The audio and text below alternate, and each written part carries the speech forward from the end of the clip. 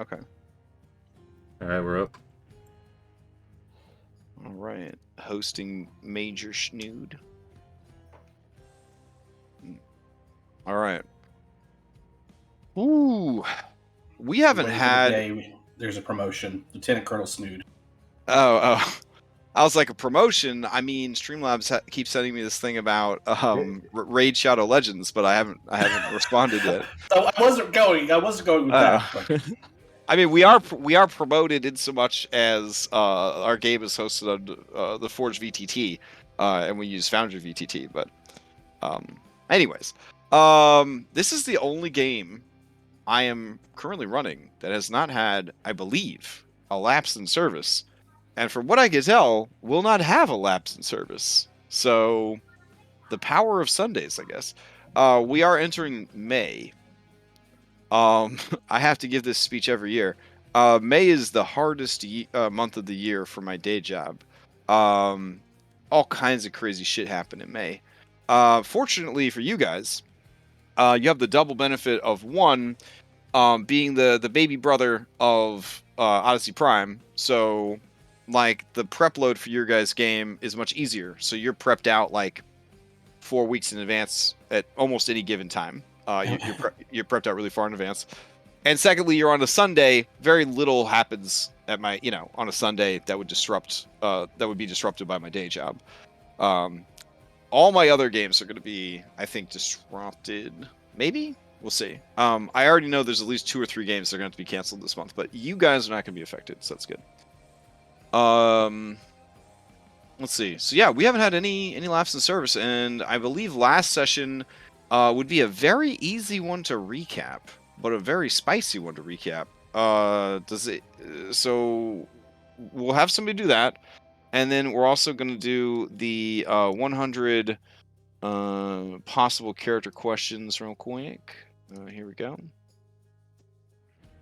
So this week's Factspiration question is, the player to your left and the player to your right are both telling your character 2 different versions of the truth. Who do you believe? Oh my. The same circle that we're in right now? No, we'll randomly determine who is to your left and who is to your right when you agree to answer the question. Yeah. Awesome. We don't even get to think about it ahead of time. I feel like I have a pretty clear hierarchy for this. Yeah, same here. I don't even have to think about the tier ranking, to be honest. Julian, most trustworthy. 100%. Maya, least trustworthy. Whoa, calm it down. I only got 1 Factspiration per week to hand out. So, all right. Does anybody want to sum up what happened last week on Mythic Odysseys of the Dragonlords? I mean, I could do it. It's really easy. Or go for it. Or maybe Andronicus, he might need it. It's real easy, huh? Okay. Yeah, all right. I will in character sum up how Andronicus is feeling right now. Okay. All right, I'm done. Nice. So, but who wants to sum up what happened last time? Okay, I'll go ahead and do it. Okay. So previously on Mythic Odyssey, we landed on Pickle Island, and before we got off and head on to actually, step foot on the island, we had a discussion with the crew about whether we should go here at all. Chandris and Zamrot made a very passionate argument about this is a waste of our time, that we shouldn't do this, and that Kyra was pulling us on a wild goose chase. Which is dangerous in and of itself. Yeah, dangerous in itself. Yeah. But I mean, before I even got there to hear what the other team said, my other fellowship members said to him, Chandris was already leaving and upset. Yeah, she flew away, disappeared. I guess he must did some type of magic because his name got removed off the B team registry for that session. Yeah. Either way, we finally actually did make land onto Pickle Island, and Kyra guided us to the village of the Cruel Cumbers.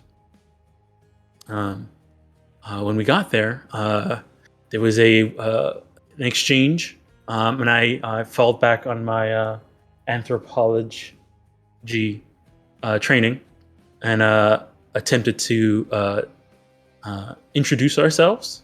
Sibo was able to translate, and apparently I became the Worm of Legend, and we met their king, who turned out to be the famous actor Nicolas Cage. Mm-hmm. After introductions and explanations about what the Worm of Legend means, we found out that we were actually here to hunt and save the Crewcumber people from the legendary Picklesaurus. I mean, that's kind of what we came here for in the first place. So all of our goals aligned, and we decided to help the Crewcumber people. One interesting discovery, though, when we got here is that pickles, it's that amazing delicacy. It's actually the excrement from Crewcumbers, which, I guess that makes sense. Bees' honey is just vomit from bees, so same difference. Yes. Anyways, so we eventually made it. We were guided by two Crewcumbers to go find the Picklesaurus, and we headed out from the village. We did run into it as we. It's kind of hard to miss it as it rampaged throughout the entire forest, chasing animals away and destroying the plant life as it, knocked it down and moved past it. So we ended up running into it and fought it. It was a very hard fought battle, and but what made it even worse was that for some reason our Cyclops, no, Gigan, was it a Gigan? Yeah, Gigan came out of nowhere and exclaimed that he was here to kill Andronikos. Now we were in the middle of fighting, and we didn't, this is not it's really a really bad situation here. With this person came here and started killing one of our fellowship members. So everyone took attempts to try and stop him, especially Julian. He started yelling in multiple voices, brandishing the axe, and ran after him. I think he might have lost control, but this is the first time I've seen him lose control. But it didn't seem to do much. He went through and got killed by this guy again as soon as he tried to attack him.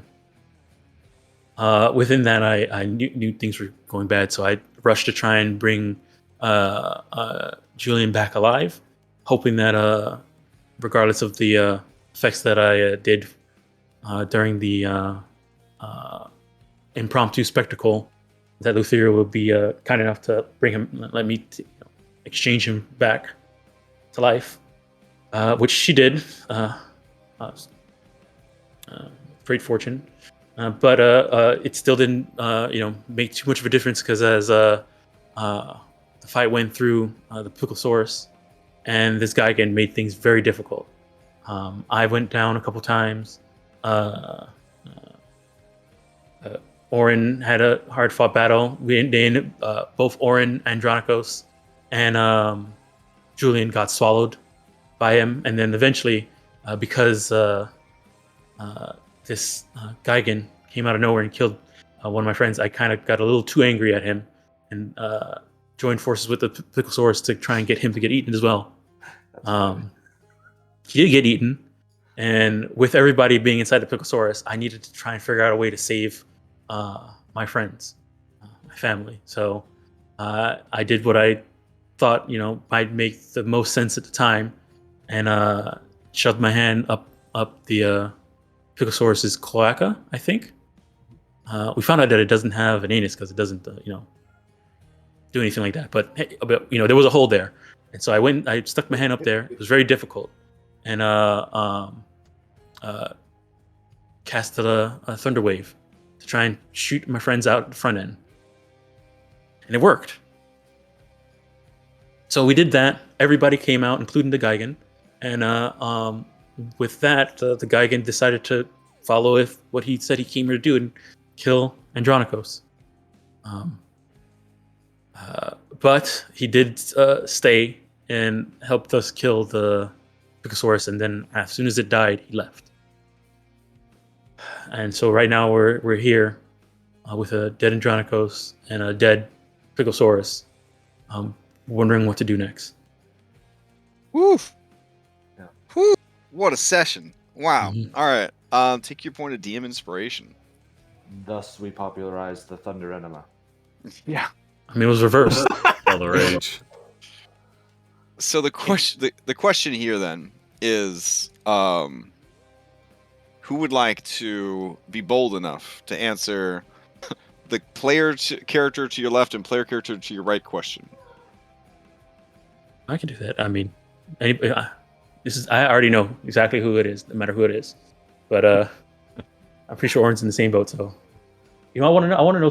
Kind of want to know. Why don't we Sibo's. roll for it? Make it extra spicy. I kind of want to know Sibo's or Andronikos's. Okay, do a roll off if you are interested in answering this question. We'll take the D20? highest D20. Highest D20. Oh. Mm, I'm not gonna roll for this one because I don't want to answer a question while I'm dead. So Okay, fair enough. Good role play. Good role play. Solid. All right, I guess Julian, you're the one who has been asked to answer these questions. Hold on a second.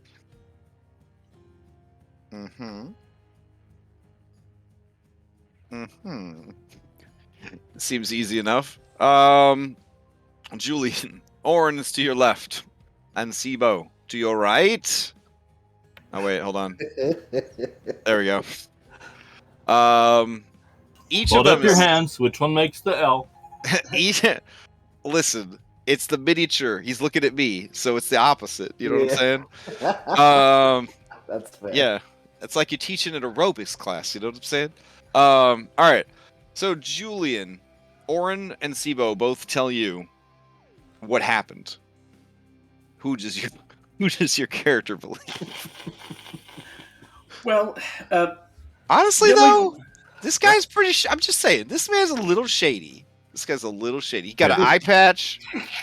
Depends on the situation. He's He's associated with Lutheria. Lutheria. Oftentimes, he gravitates towards dirty cop tactics. You know. have you seen the shit that I've done? I mean, Yes, I have. I have posted notes to remind me. Exactly, Yeah. exactly. So, you think that's going to phase me? No. I would definitely, so long as it makes sense, I would believe what Oren would tell me. He has a certain sense of honor about him, and so long as it's not too fantastical, I would believe him. With Sibo, I definitely have to, take it with a block of salt. Have to incite him because as much time as I've spent, as much time as I've spent with him, and I love the little bugger. I know the sort of shenanigans that he can get up to because I've gotten up to the same shenanigans myself. So it's nod, smile, but verify the shit out of it. Kyra nods sagely and says, like the bunny rabbit said to the deer, game recognizes game. You guys remember that Yeti I took care of? All It's right. the Yeti now. Last time it was the Cyclops. So which one is it? Both. Go ahead and take your Factspiration die. All right. Now that we can once again search our status effects, I kind of want to blow shit up with a million more status effects. So Factspiration would definitely be one of them. God, it's so nice to be able to quality of life. It's coming back.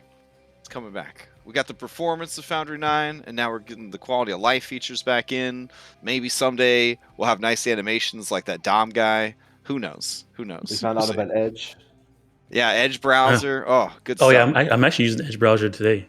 I am too, yeah. It's so good. Oh And my the best thing is that it has a spell checking thing that works in Foundry. Oh my goodness, I need that so much. I don't know. this timeline is so weird that suddenly Microsoft browser's the best browser. Like, Yeah. I don't even know anymore. Nobody saw it coming. Everything's upside down. All right. We will return to the Grove, in the Pickle Woods, where you did battle with the great beast, the real beast, the beast that really exists, the Picklesaurus. All right. Let me grab some Musax here. All right. Brave. Sivo, did you already remove the diamond off your sheet when I said I grabbed it? Let me double check. I believe that I did. Okay, so I'll add it. Yeah, because the royal. Either way, I'll take it off if I didn't. So, but I believe I did. I mean, if you do have it on there, just right click on it and send it to Maya. Send the player if you still have it there. If not, I'll just make it. I have it written in with the other drachma or the other diamonds. Okay. I didn't do it separately. Sorry. Yeah, so I'll just edit. All right, so I'll just add it. Yeah. Well, I might as well not add it because I'm about to try and use it.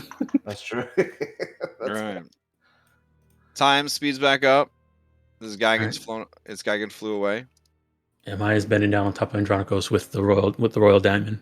All right. As you are preparing to infuse the diamond with your divine power granted to you by slumbering Thylea, the pearl on Andronicos's headpiece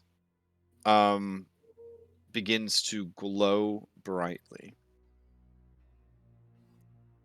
His body is suddenly wreathed in an aura of beautiful pearlescent light. What do you do? I probably would still continue to try and Okay. You hear melodious singing.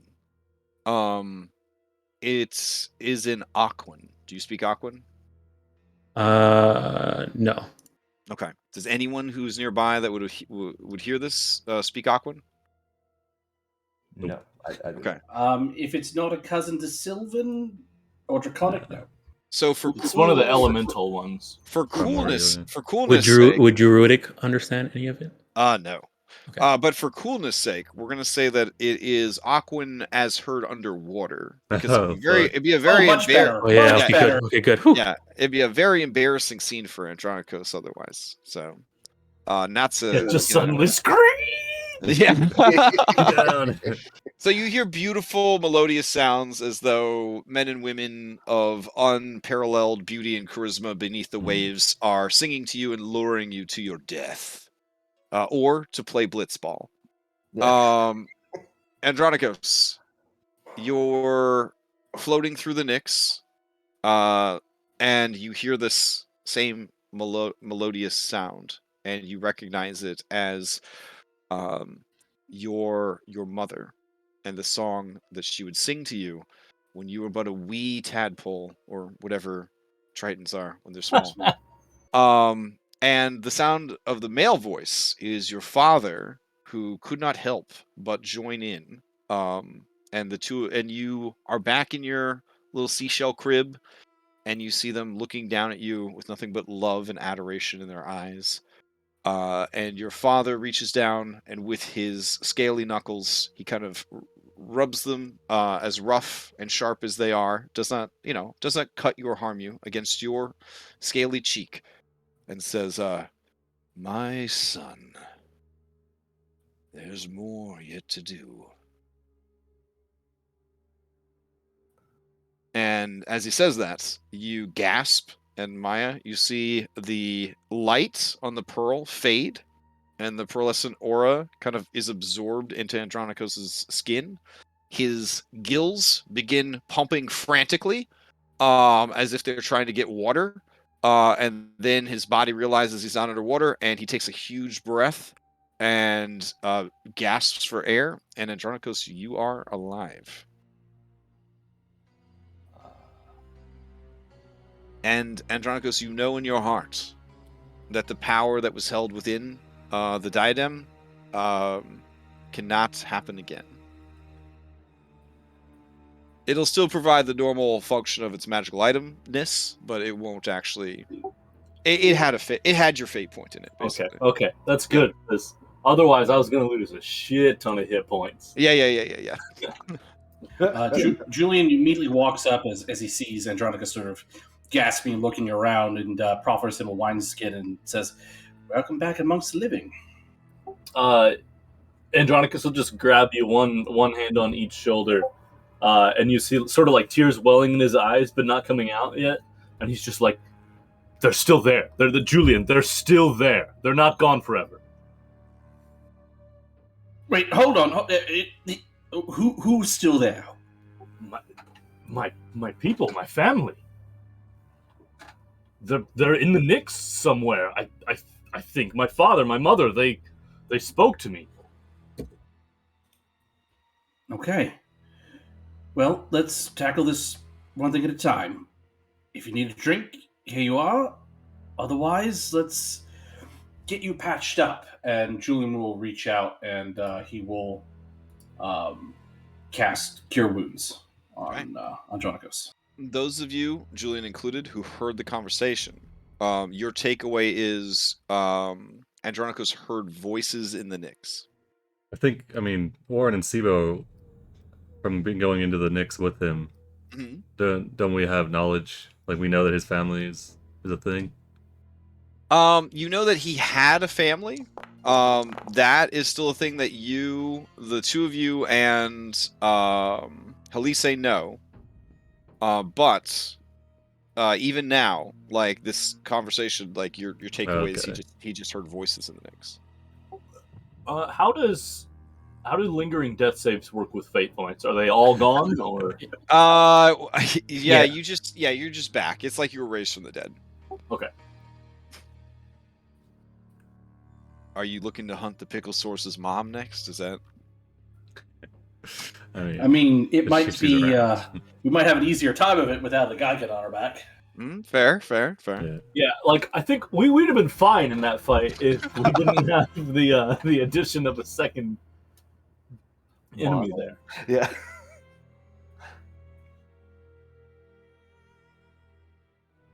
It was only an enemy because you guys stood in the way of fate. That's fair. It was only an enemy because if I hadn't done that, I would have been erased from existence. I mean, he didn't say he was going to erase you from existence. He just killed you. Oh, the fucking Lotus Witch. Oh, well. We watched it. Yeah. We watched it happen to another guy. Listen. No one knows what happened to that guy. Right, because they were erased from existence. Yeah, no one knows he existed. Yeah. Who was that? Who's the guy you're talking about?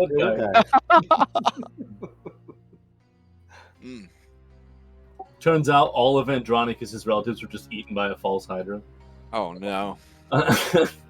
Oh man. Turns out all of Andronicus' family just met the Lotus Witch and didn't spin. Oh God. Yes. I feel like you're villainizing this poor woman. She's just really bored. She's just really bored. I mean, she's terribly misunderstood. Yeah. I mean, exactly. what she did to Steve Harvey. I mean, can't. Yeah. The man had a choice. The man had a choice. She's watching this right now. He has chosen poorly. He chose poorly. Exactly. He chose freedom. He chose freedom. Yeah. He chose to be free of existence.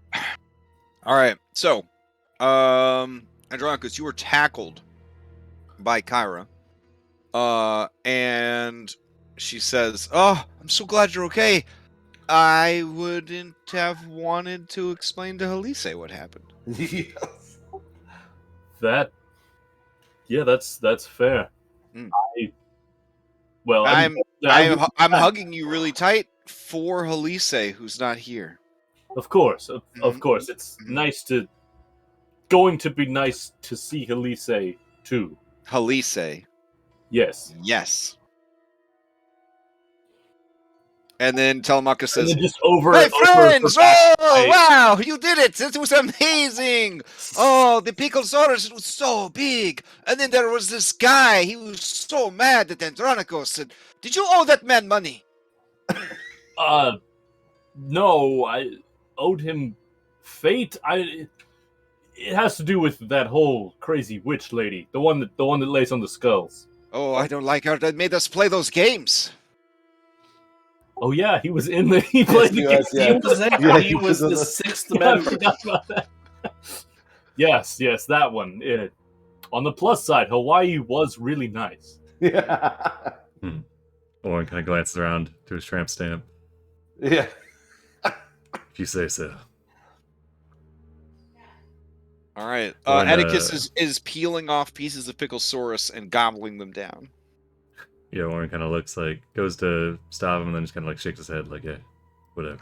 He'll clap you on the back and Andronicus say, I'm glad you made it back, but be cautious. Taking anything from down there is...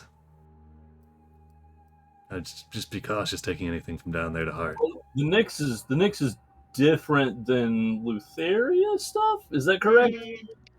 The Nyx is essentially the ethereal plane in the setting, so it borders all along the Nether Seas. So between all of the deities that you've met, Lutheria has the most influence over and the most power within the Nyx. Okay, but it's not like her. It's through the Nyx. Well, she's also the goddess of dreams. Okay. And the Nyx is, the dream delivery system essentially. So she has the most power and influence over the Nyx of any of the known deities. Yeah, again, this is a very busy woman. Lutheria has a huge portfolio. Yeah. It's like they wrote this. They took all of the Greek gods and they just smooshed them into like a few gods, and then Lutheria just happened to grab a whole lot of portfolios. I would not steer you from your quest, but just take caution. I will keep your advice in mind. Let's go see Pickle's cage then. Well, first, hold on. Decide what we're doing with this thing. That right there. Okay. We could bring it back. Sibo has something in his hand. I'm sorry, what? we could what, Orin? No, I mean, like bring it back to the Pickle Village, not the light. Oh, Yes. okay. Don't you bloody fucking dare. But no, What? it's probably too big to move. Yeah. Where that request was coming from. Kyra realizes she's still grappling Andronicus, and then says, "Oh well, no, Helise.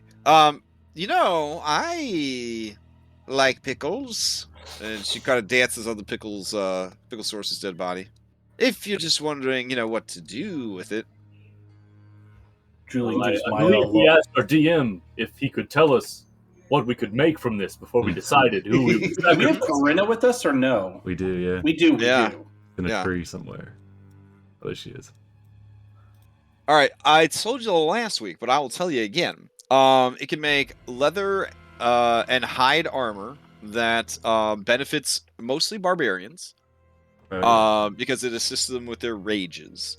And its bones can be used to craft flame tongue weapons that essentially do a combination of fire and necrotic damage. Oh, okay, yeah. I remembered the leather thing. I didn't remember the flame tongue thing. Mm-hmm. I mean, I'm good to sacrifice this one to our Lady Kira if everyone else is. Yeah, seems like the best shot at getting her memories back. Have you heard about our Lord and Savior Thylea? All right, listen, we've been over this multiple times. We did one not that long ago, my darling. I think this one should go to Mum, honestly, with a shot. I mean, she's the one who's had a bugaboo about the Picklesaurus.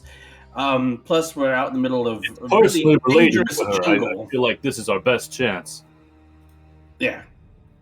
Don't forget understand. Versi, everyone. Don't forget Versi.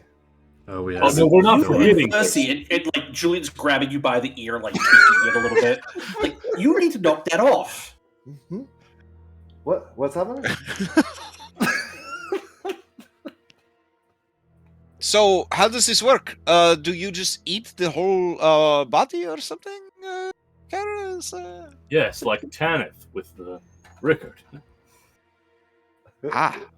Someone brings out a bottle of honey mustard, hands it to Kara.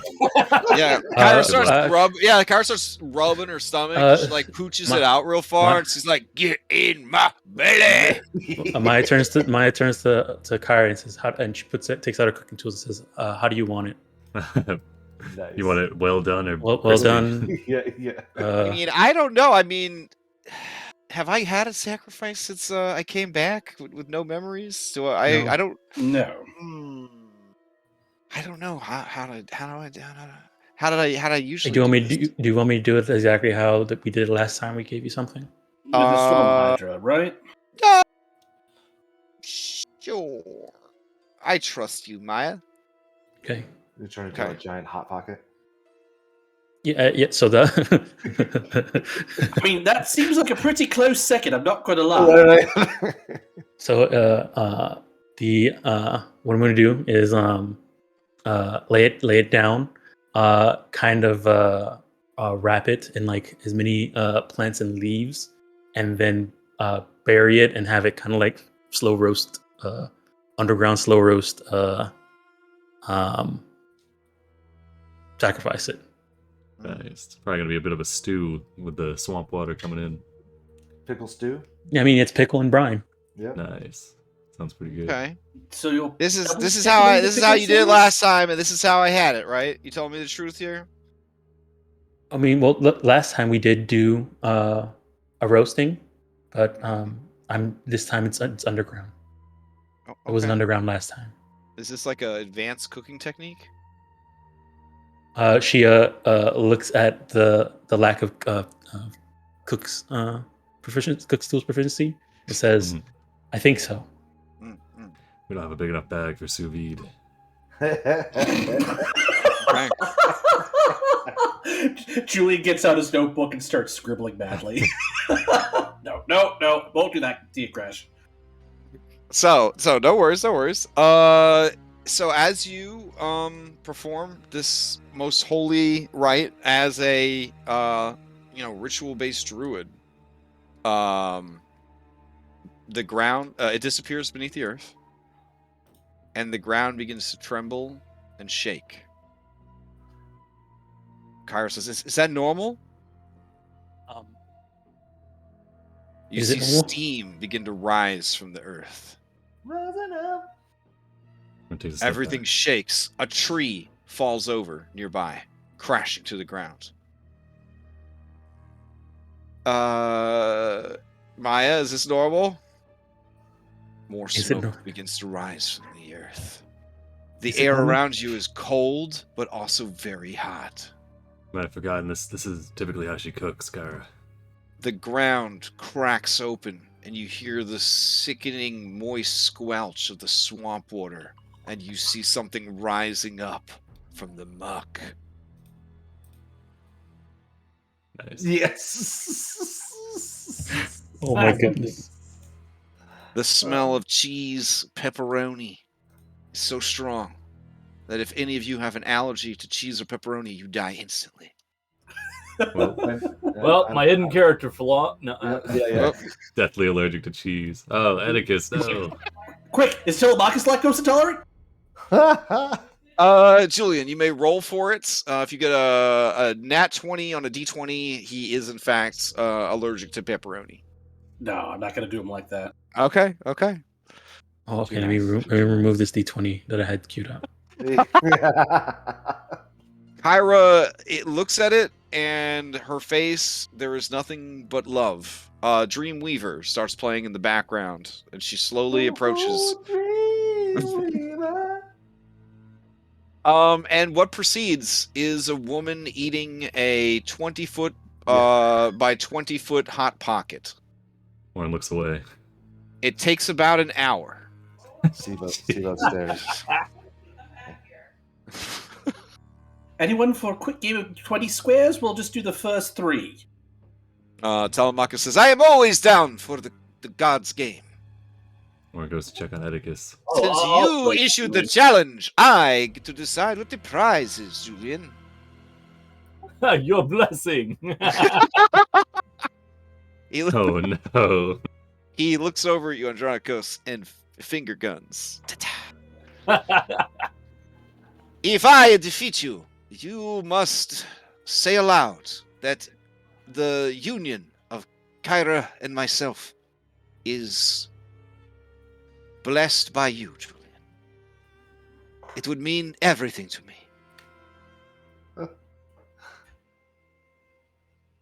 I'm actually okay with that because I hate to break it to you, Telemachus. No.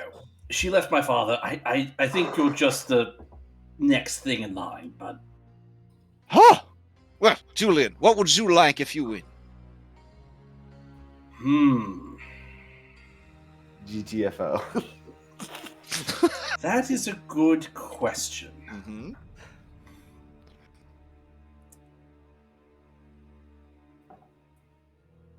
I didn't think it would ever come to this.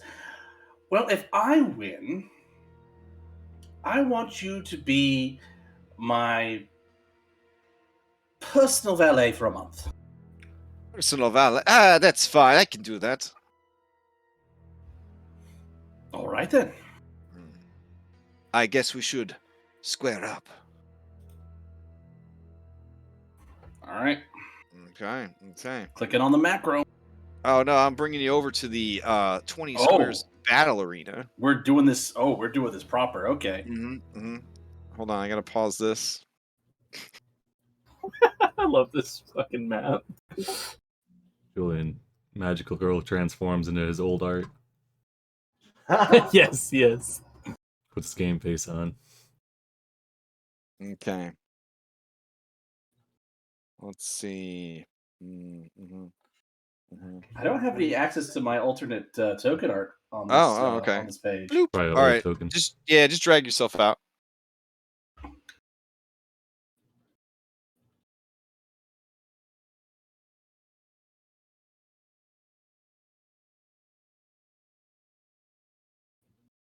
Yeah. Did I? Hold on. Come on. I could drag you out. Hold on. I don't know if I'm not on the mapper. I'm not. What am I doing wrong here? Yeah, trying to drag you out. It's not dragging you out. Let's see. Is this map pro? Oh, shit. my god! So Mirror many image. Julius. Multiplicity. All right. Jitsu.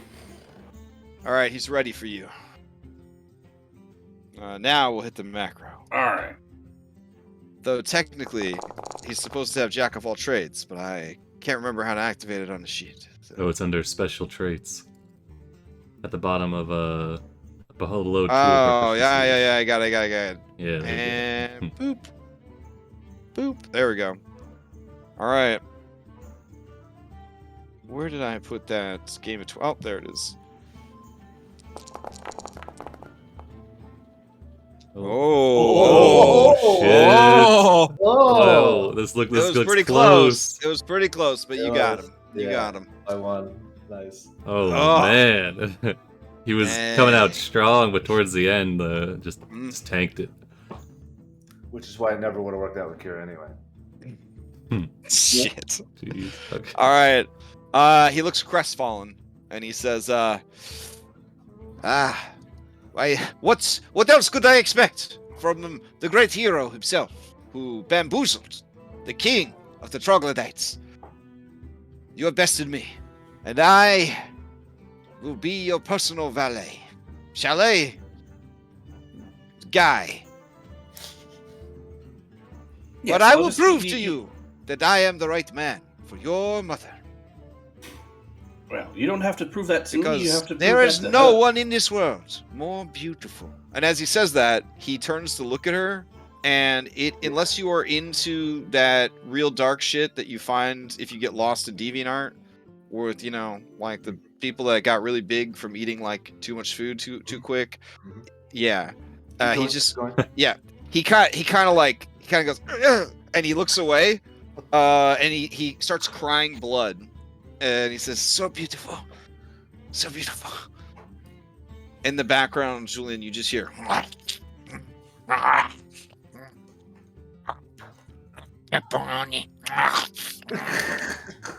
Julian does not look over.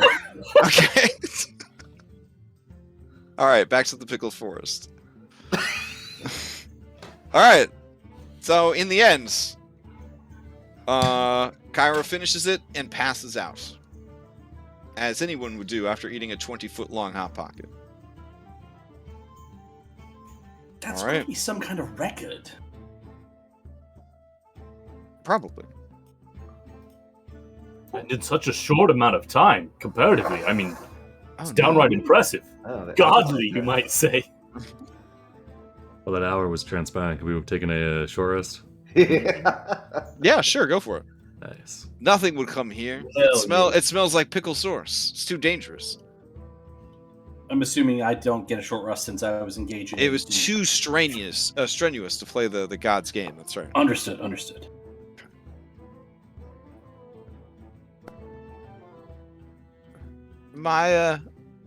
We can't search for status effects again. There must have been a compatibility update. Really? We lost what we found. Darkest timeline. Is the thing not showing up? It's not even showing up. Yeah. I'm gonna double check, make sure. You have the mod installed. Yeah, the one where the monks thing. Well, yeah, that, and then the search is from the quick status select. It was toggled off for this game. All right, I'm gonna Yeah. What monks made it that so that mod works. Monk is too powerful. Yeah, I started removing other stuff because of Monk.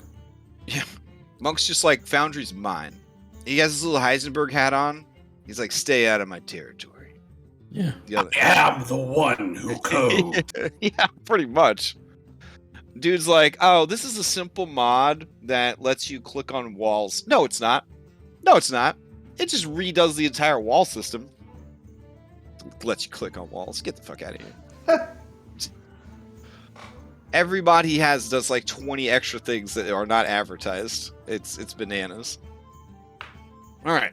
And it's apparently taking a sweet time to reload too. So, As Julian and Telemachus get done with their game, you can hear Sibo talking to Andronicus. No, it's supposed to. It lights up if you're masturbating with another guy who has a crystal. It's a JO crystal. Oh, how do you have to be in the same area, or think is so, like there a- a range? I feel like it's 5 feet. Yeah, I think you have to be. Five. Oh, Yeah, one, two. Make Okay. constant eye contact throughout. I'm not the only one. You're not the only one who's pitched this idea to. yeah, Telemachus is I- like, is he talking about those crystals? Let me Yes. tell you, I made 7 crystals with him. Nothing good happened. Hold on. You made 7 crystals with that little cretin, and you over here humping my leg to get my blessing for a union between you and my mom. He told me that those crystals would help align my chakras. Pull the other one. He works for the Oracle. How am I not supposed to believe the things that he says to me? He's been hanging out with me for a bloody year.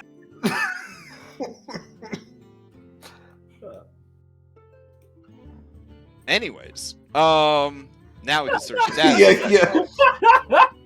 And that's what really matters. Can we search status effects? Yeah, it works now. Oh, I can't even right-click my minis anymore.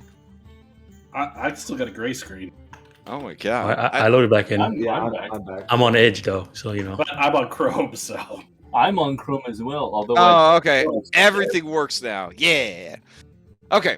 So yeah, Kyra's unconscious, and you guys have finished your game. Telemachus is your prisoner. Not your prisoner. But he is devoted to you as per the arrangements of the game for the next month. He would die for you. No, that is not what a valet does. Yeah, that's definitely not in there. But he would because you mean so much to Kyra. But He's not quite up to snuff. I'm like not Duke going to test Samuel's things that circumcision. far. I know there are certain limits. I could have told him he needs to walk away as per the game, but I'm not that cruel. Noted. Noted. Yet. Damn. All right, that means on the 29th of Scritheon, he is free. I will mark that on the calendar. All right. All right. The 29th of Scritheon. Here we go. Let's see. Add a note. Telemachus is a free elf. Exclamation mark. I guess I'll need to throw him a sock when that sock. thing comes around. It's actually a sack. Exceeded a cost, yeah. Nice. All right. Yes. All right. Oh, yeah. Let me get rid of this pleasant card game music. There we go. And get back to Spooky Swamp. All right. So what do you do with your knocked out deity friend? And I guess there's no remains now. Andronicus will just carry Kira back. Okay. Is there anything left of the 2 Cruel Cumber warriors? I I mean, thought those got stepped on. they were inside the dude's body. Remember, he ate them. Did they get thrown out with it was, the rest of it? it was the pickle turds that got stepped on. My mistake. Yeah. His incredible digestive system that did an average of 54 points of acid damage per 6 seconds. There was nothing left of those creatures. Yeah. When you guys went inside there, they Yeah. weren't there anymore. Yeah. Okay. Yeah. That's They're weird. not. They didn't have the blood of heroes to keep them going. Also, I'm glad I got you guys out of there before his turn came back around. Right. Contrary to what Oren might have you believe, most people don't think going inside monsters is a good idea or a tactical decision. Well, most people would be wrong. No, it's worked out pretty well so far. Ord's holding 4 drachmae, looking at Kyra's passed out stomach, shakes his head, kind of puts them back in his pocket. I'd like to take a look at this guy in the tree stump. Okay. I know that through the conversations we've had since the fight, that Yeah. there may have been equipment or things still on him. Correct. So I will go and take a look. Okay.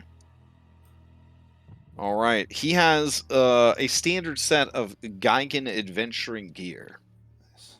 all covered in poop. Even better. This includes an explorer's kit. All of the food in the explorer's kit, though, has gone bad. Additionally, he has 2 shields and 3 spears Okay. and 3 javelins. And he also has on him 36 drachmae. Okay.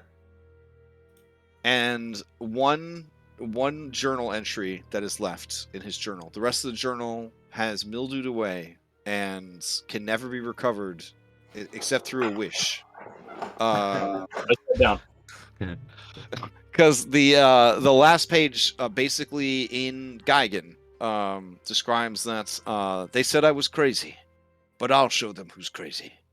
It has taken me over a decade, but I have finally tracked it to its lair.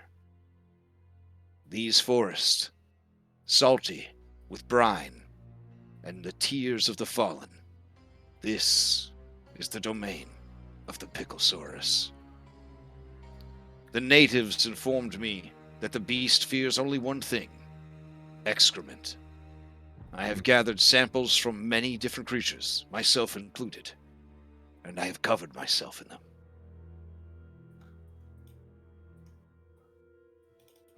This will be my True last. dedication. This will be my last entry.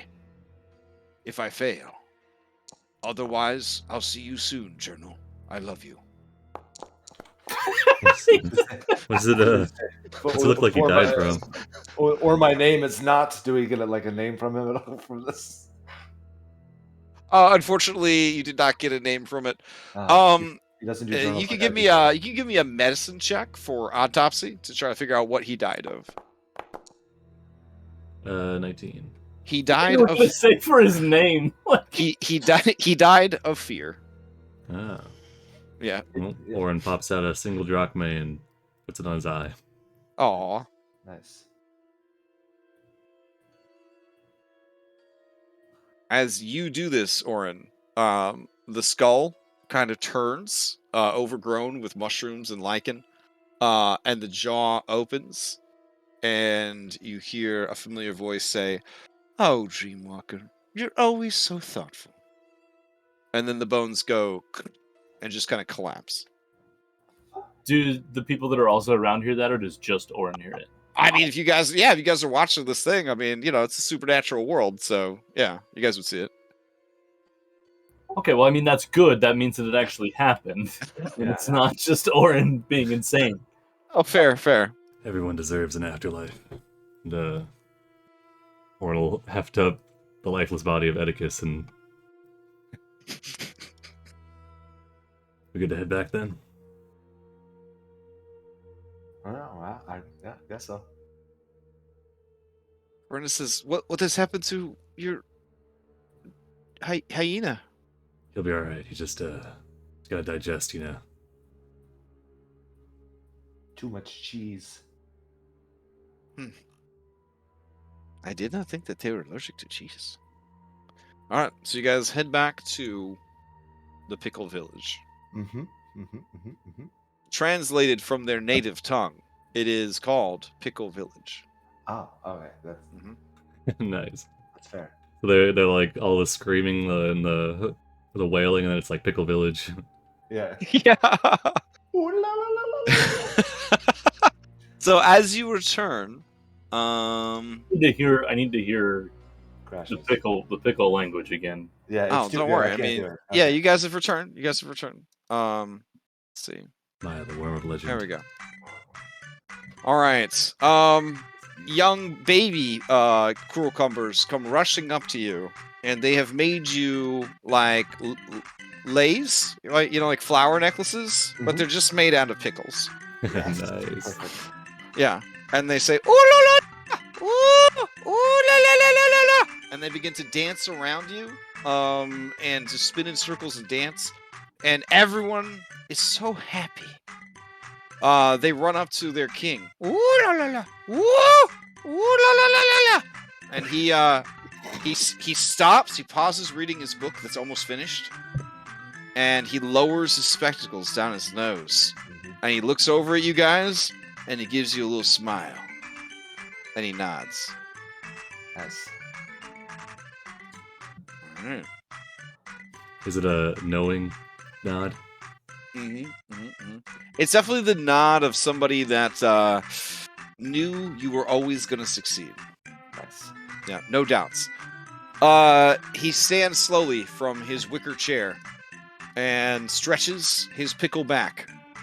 And he looks over at all of you guys and he says, "Well, you really did it." What's This wrong? is my favorite running joke that we've ever had. Is it a knowing? What? Oh, too good. Okay. All right. And he looks over at you guys and he says, "Well, you did it. I knew you would. Well, welcome back, everyone. Welcome back. Do you want to stay for dinner?" I'm down. We'd be honored. Regretfully, your two warriors that accompanied us did not make it back. Oh, yeah, we didn't think they would. They were very brave. They were That's why we first into the said breach. they made good bait. You're not wrong. Oh, what happened to this one? And he points at Kyra that you are carrying, and I need a strength check. I need an athletics check, Andrakos, because Kyra currently weighs about 1,200 pounds of Hot Pocket right now. You'll have to roll it for me. I'm currently attempting to reload. Okay. Here, let me adjust her miniature. I will All right. succeed. Hold on. Wouldn't it be a density issue, not a size issue? Hey, man, I don't make the rules. All right. I cast resistance. Going If you- Ant-Man rules eh, here. Look, nobody reads the DM's guide, but there's a whole section on dangerous binge eating. Okay. I have read the DM. Ever since He's absolutely right. That's in there. ever since Julian became artificer, he's bringing science into here. I know. So, Andronicos, you make it to the village before your body gives out, And you just Can I succeed at a cost? Hey, That- could I have? that would only bring it to a 12. Yeah, How yeah. far away were we from the village? How long? You guys are just rolling up on it right now. Well, no. From where we were to there was like an hour. Oh, Was half a day? yeah, several hours. Yeah. Okay. Yeah. Well, could I have at one point observed, Andronicus' strength waning and cast enhance ability on him? Oh, hell nice, yeah. nice. Okay, never mind. You show up and you set her down gently, like the hippopotamus she is. All right. And he says, "Oh, what happened?"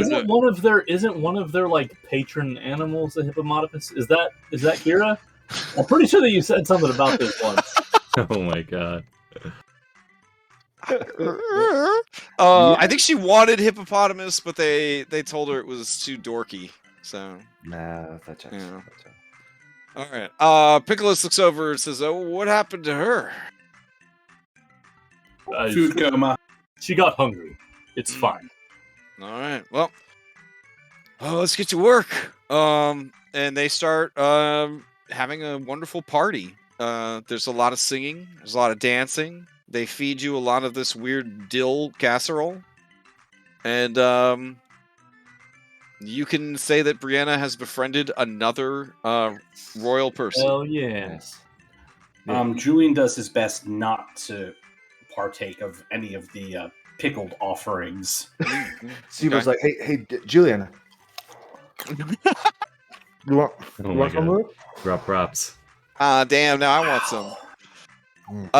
So this cucumber, seeing that you don't like their food, it raises a fingy in the air like it has an idea, and it goes over to you, Julian, and it turns around, and it just starts making pickles in front of you.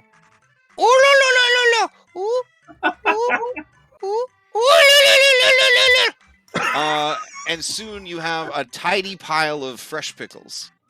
And then I he have turns decided- back around and he smiles at you and he picks one up and he starts pushing it towards your face. Are they warm?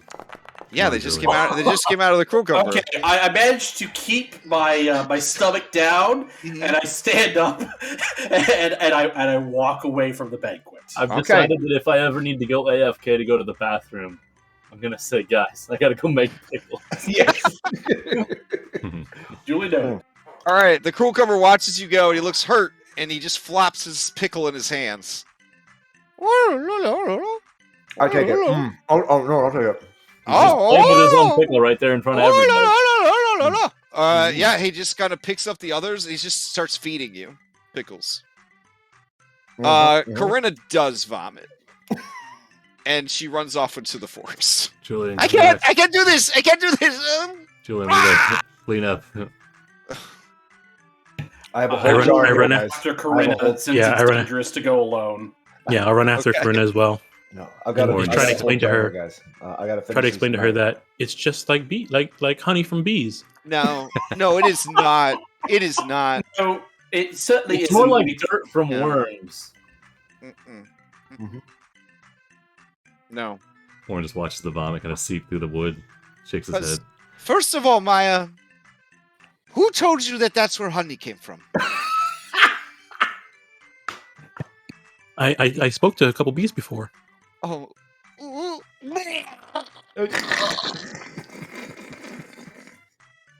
She kind of takes a deep My name is breath. Maya, and I speak for the bees.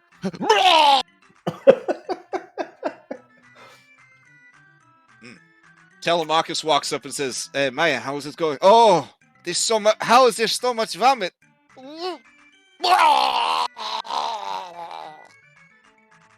So they're just gonna combo off each other. Yeah. Oddly enough, it just looks like this stuff still. Meanwhile, back in the village, they are lining up to feed Sibo their pickles. Like they can't. They've never seen something this small fit so many pickles inside of it. Wow, phrasing. Yeah. So yeah, they're just in a line, and one after the other, they just feed Sibo their fresh, hot pickles. Slow down. Do you guys have any pickle juice? I mean, they do, but we're not. We fade to Okay, black. yeah, we fade we're to black. good, Fade to we're black. good. All right. Okay. Andronicos, next to the sleeping hippopotamus that is Kyra, you hear her in her sleep. She is having tormented dreams. And she says, "No, Andronicos, look out here. No, not again. No. I don't want to lose anyone else." And she just kind of like starts sobbing. Big, fat, pepperoni smelling tears. These pickles have started to tie her up, Gulliver's Travel style. Like people in a coma, Andronicus assumes that Kira can still sort of hear him, and he starts saying about how I'm fine. I'm back. I'm fine. No one's been lost. We're all still here, and it just keeps on sort of murmuring placations to her in her. Okay, give me a persuasion. Oh, I'm supposed to be good at that. Let's see. I was supposed to be good at things too, and then I failed my charisma save. Yeah. At least you didn't fail your Okay, game of 20 squares. She does calm down, but instinctively reaches out for you to pull you into a snuggle. Do you attempt to avoid the grapple? From the giant god creature? No. Okay. You are also tied up by the Diliputians. Oh boy. Lawrence sees rope getting used, so he kind of makes his way over. Okay. What do you say? Gives them pointers. That's my kink right Yeah. there. You just gotta give them a hand, you know. They're not critiques used. them. All right. So, do you guys spend the night in Pickle Village, or do you head out? I mean, it is nighttime, so I would assume you stay until morning. So, They accept their hospitality. okay. Yeah. All right. By morning, Kyra has awoken and has returned to their normal size. How are you feeling? Oh, actually, I feel.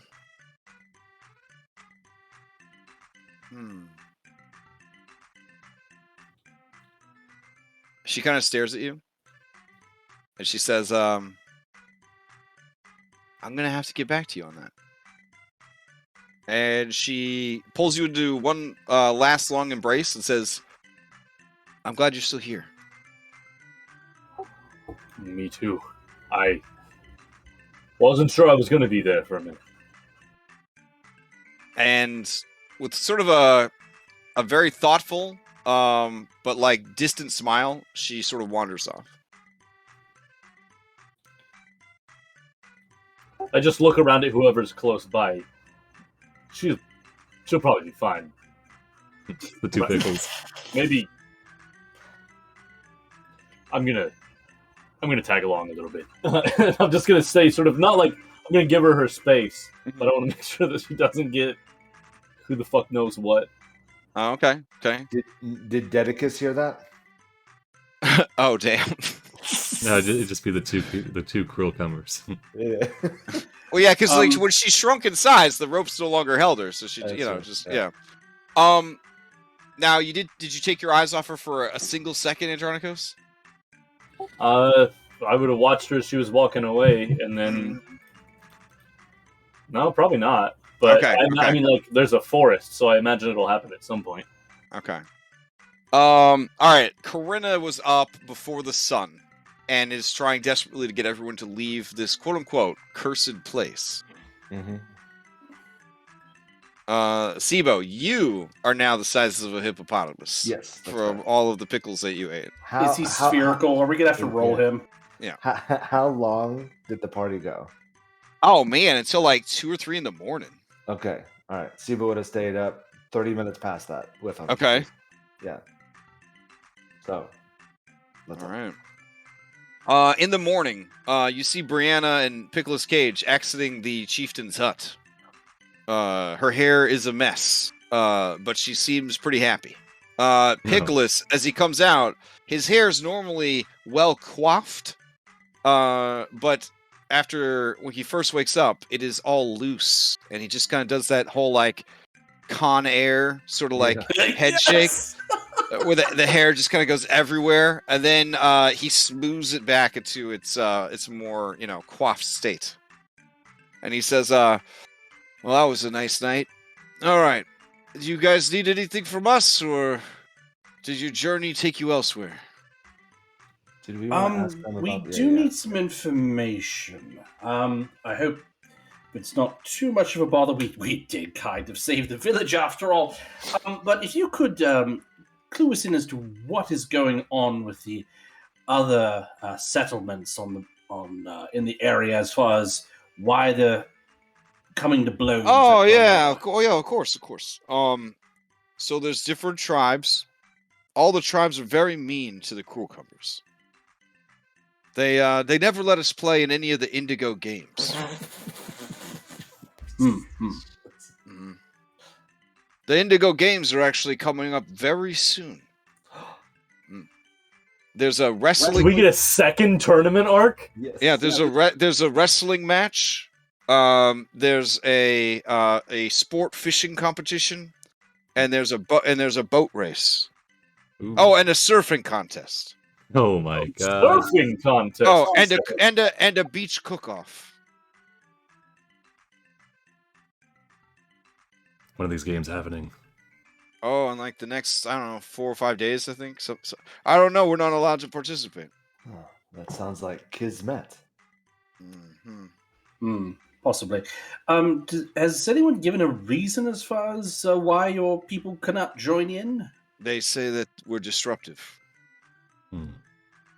Well, is there any truth to what they say? I mean, my people could be rowdy. Okay, it's all fun and games.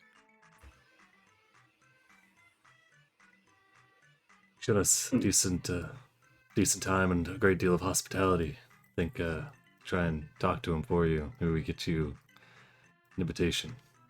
Okay. From what I understand, they're all kind of mad at each other right now. That seems a bit odd if they're about to host a tournament. Seems like that would cause It's problems. yeah. The whole thing with the tournament is all the tribes used to fight each other all the time. And then we got tired of all fighting each other all the time. So we came up with the yearly games to be a way to get all that aggression and competition out of our systems. So what's changed?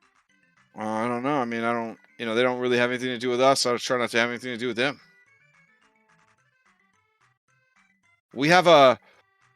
There is one cucumber amongst my people who goes out into the world and learns about the goings-on and brings back news. Susan. She's one of the most beautiful women I've ever seen in my life. But she's, I haven't seen her in a long time. Jesus.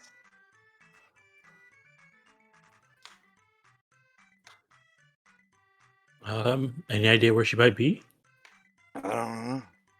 She's a thespian like me, so I assume she's probably at one of the big cities in a big play production. Maybe making music somewhere. Okay, well, I don't know, maybe Kyra She's got she knows about music. You've heard this one, right? And he clears his throat and he goes,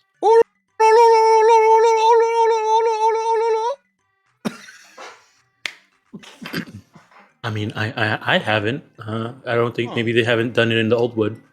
Oh, but, yeah, it's I mean, probably just a Mitros thing.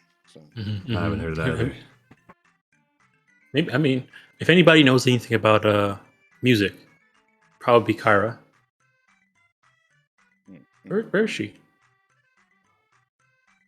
Where's Andronicos too?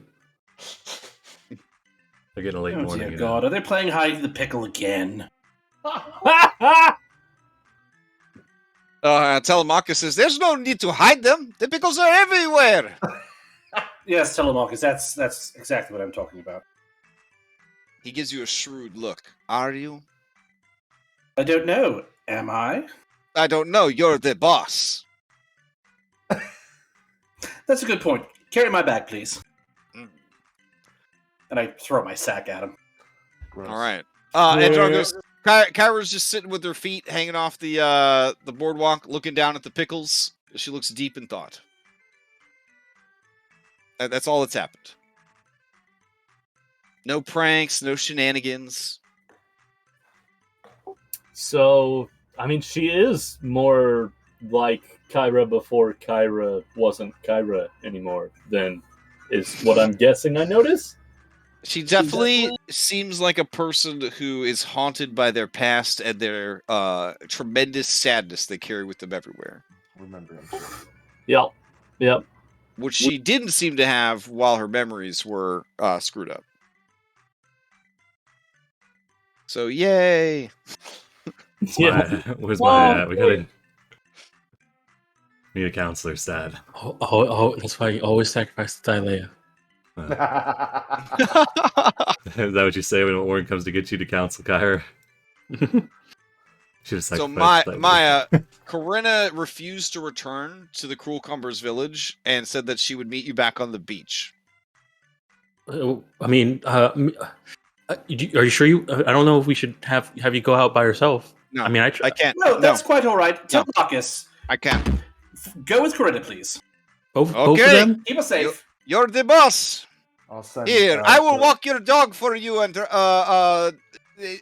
Orin, and he just sort of ties a rope around Edicus and starts dragging him behind him. Oh God. Tell Marcus, wait, come on. And Orin will go and retie it for him. He thought he tied it wrong. Carry on then. Oh, that's too good. All right. Well, I mean, if we next time I see Kara, I'll ask her about your friend Susan, and see if we can. Maybe she'll know something. Oh, because you is that your barn, and your barn might know another barn. That checks out. Okay. Mm-hmm.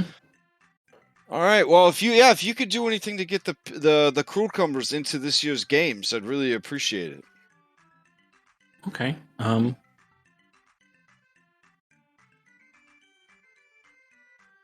he just stares at you. I stare back at him. Mm-hmm.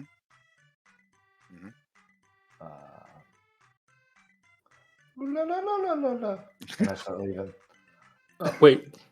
What? Sibo's big bow right now. I'm waddling like a penguin. It's close to I his guess- final form, Siege Bow. You just hear the sloshing of dill inside his body. All the dill. Oh boy. Do you need anything else from these people? No, I guess we're. I mean, they seem like to not know what's going on because they've been isolated and shunned by the rest of people. They've been ostracized by the rest of the Indigo Islands. I don't Okay. know why. Yeah.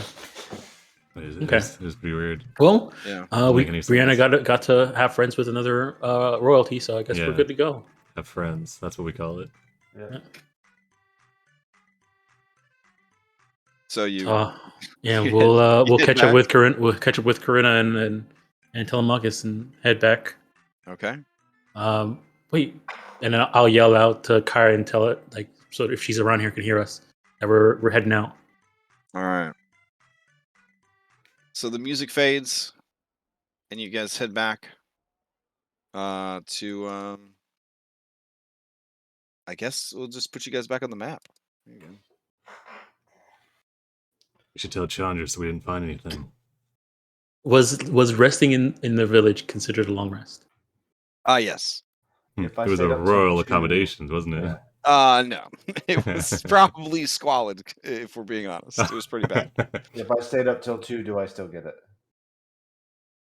As long as you got 8 hours, all right? No. Did I get 8 hours?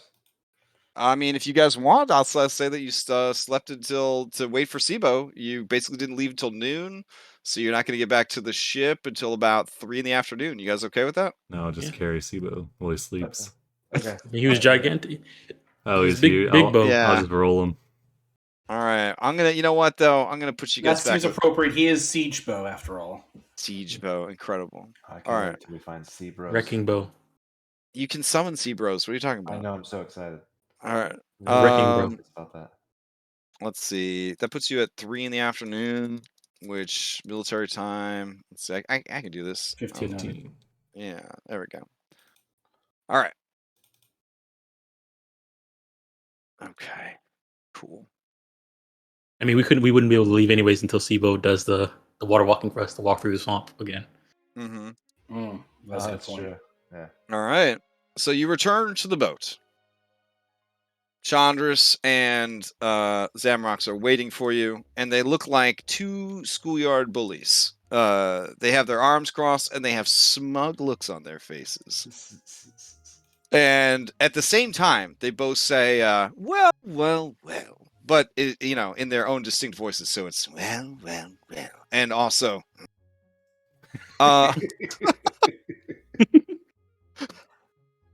then Zamrox goes, "Mm." And Chandra says, yes. Were you able to find your Picklesaurus? Yes. Yes. Eh? Yeah, we fought it. It a lot of other stuff happened at the same time, but we were able to kill it, and we sacrificed it to Kyra. Uh-huh. And where is the proof of this deed?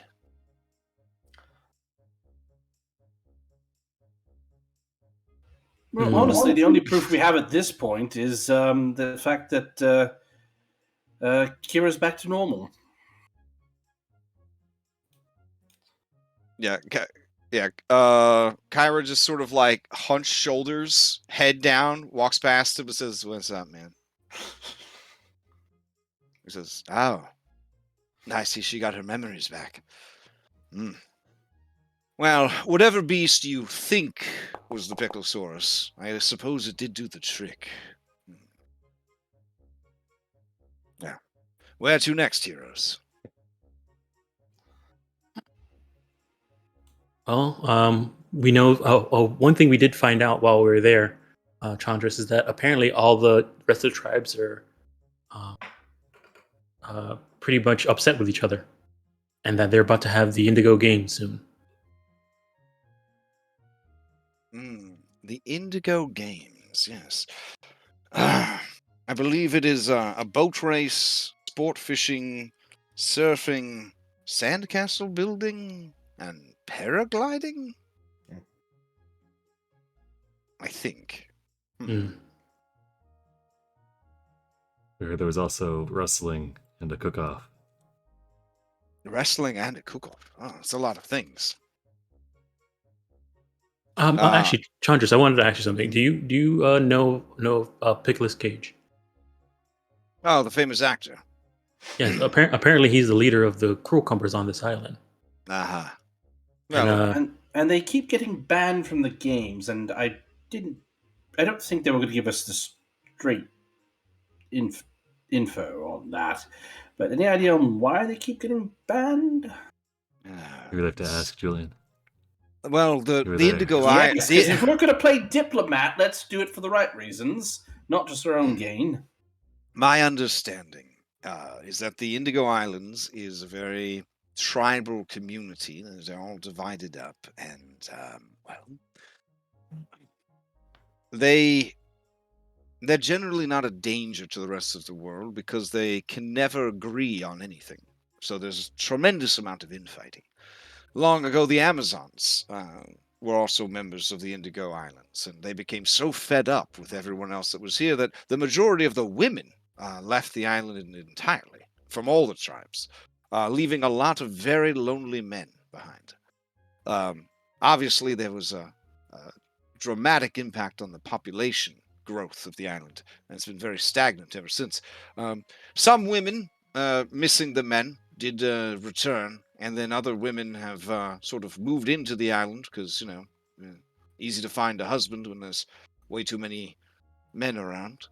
And Zamrox goes, which translates to sausage party. And then Chandris kind of punches him in the arm and says, the point of it is, they're a very warlike and very competitive people. So they got tired, I guess, of fighting each other all the time and dying all the time when they barely had enough women to repopulate the tribes after everyone left, all the women left. So they came up with this yearly event. These their own version of the Great Games, essentially. I did not realize that our arrival was serendipitously lined up with the games. How strange. And he sort of stares at the camera when he says that. Almost like fate had it designed. Perhaps. But for what purpose? Outsiders are not allowed to participate in the games. But then you heroes always find a way to meddle in other people's affairs. Maybe we could join on behalf of the Pickles. That seems like a terrible idea. Well, before we leave, It's an idea. if we did want to attempt to reclaim the Pickles' place in the games, we could have Pickle's Cage write a letter of introduction, including us as their entourage, as their group, and we could prove ourselves and get the Pickles officially reinvited. Well, I mean, It's a perfect idea. Are we But if married they- to that but- notion? yeah, if they don't like, I mean, if we don't get The any other cucumbers. lettuce in, at least that's something we could have in our back pocket. if that's the case, wouldn't it be better to gain their trust before we say we're from the cucumber village? Because if we just come in saying we're from the cucumber, they'll probably just Well, I turn us would- away. Yeah, I think we should save it for if nothing else works. Maybe It's try our to ace in edge the our way hole. in that way. Ira Sibo, looks at do you you have any guys room in and your her. book for Pickles Cage's name? Oh, that's an idea. Wait, say that again? Do you have room in your book for Pickles Cage's name? Oh, well, I mean, I have room if I remove anybody from it. So that. Well, why don't you remove my name for the time being and add in Pickles Cage? That way we have a line of communication if need be. He has to sign it, right? I'll head back in real quick and talk to Pickles. Oh shit! Right. All right, good luck, Sibo. I'll be back. Give me a couple hours, guys. Okay, so I advance it to the next day? If we want to do that, that's what would have to happen. Yay or nay? No, we should go with him and speed up the process. Or Okay. It's just a 6-hour Kyra, walk through Mum? a swamp, Julian. What could go wrong? he's a bloody halfling, and there are things that like eat someone who's as blind as he is at this point. I look at Julian and I go, It's basically a group of. Yes, and we saw what happened to those lot when we Those were valiant. yesterday. Those were valiant warriors, Julian. Don't besmirch their Oh, efforts. Sibo's what? Chopped liver? No, I'm saying he's basically a cucumber now. He's shown their virtuous traits. You guys have noticed a shadow creeping towards the party as you hero huddle and discuss what to do next. Tychon says, "Oh yeah, I couldn't help it over here. There's some great games, Indigo style. You want in? All right. I heard they do cliff diving. Always want to try that out. Is there a body of water at the bottom, I assume? I've heard so many different things now. What exactly does happen on this island? I'm curious. Mm.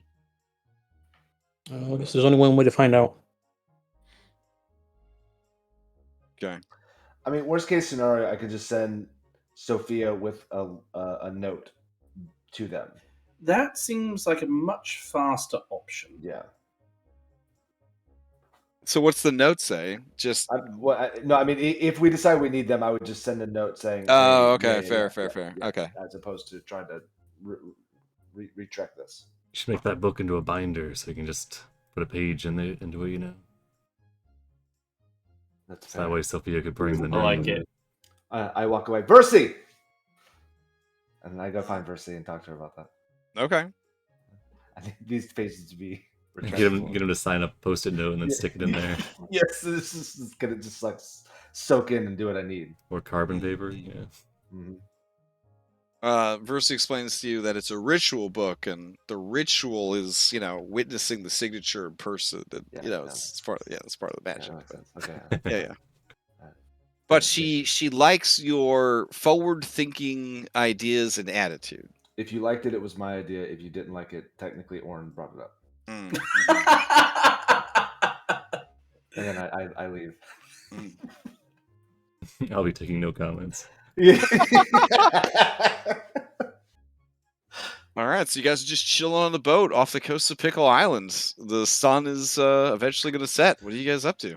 Well, where do we want to go next? Where do we think we're going to have the best chance of? Well, the one that does the most trade is the whale tribe. Well, then that's where we should go. Okay. If you set sail now, you should be able to reach the whale tribe's village by a little after sunset. Oh, perfect carousing hour. Okay. All right. If that is the case, who are you bringing on your B team? We gotta These bring are out- these are people. Marcus. These are people with a violent. Bag. Oh, that's true. These are people with a violent past, who have embraced commerce. Sound like Tychon wanted to go. Okay. He wants to participate. Well, in for the games at least, they I want him and go. I don't know. I mean, Folon would definitely want to participate in the games as well. But. Yeah. So maybe let's bring Folon, Nessa to Nessa, keep things even key. Folon, Nessa, and Tychon. Folon, Nessa, Tychon, Telemachus, and Kyra. Yeah. Sounds good. Okay. Just leave the corpse of Atticus on the boat. He'll be all right. Alright. I don't know. Maybe we should bring Brianna because there might be some more rulers here. But Yeah, that's true. But I mean, and also having advantage on persuasion. I don't know. She might want to.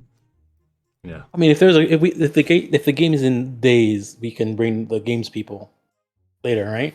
But what if we show up and they're like, "Oh, last minute sign-ups, the game's they're about to start. We don't know if they're." That's true. But if we have Brianna with us, then maybe we can persuade them to give us time to swap things around, get the sign-up sheet going. I think having persuasion on our side... I see that you guys have your B team list open, and I just wanted to say that I've been told that I'm very friendly. Sometimes too friendly. So maybe I should come with you, Owen. I'm also a gladiator in life and death. I could definitely help you with these great games. Yeah, Georgos, I don't doubt you're helping I fight. build a mean sandcastle, Oren.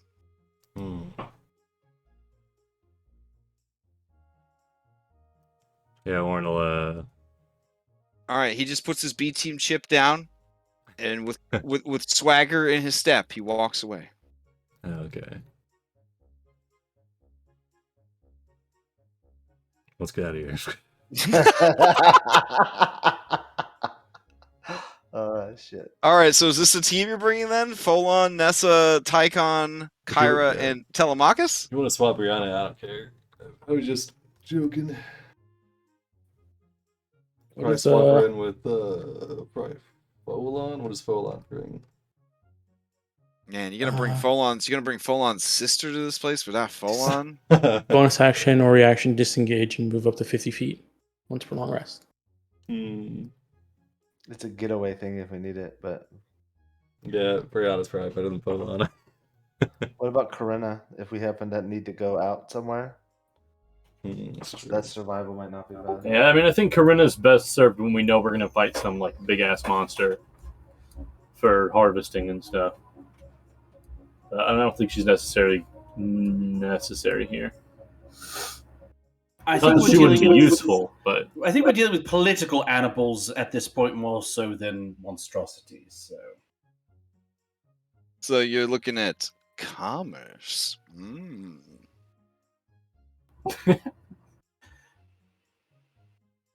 It's basically a B team member now. Yeah, he was some.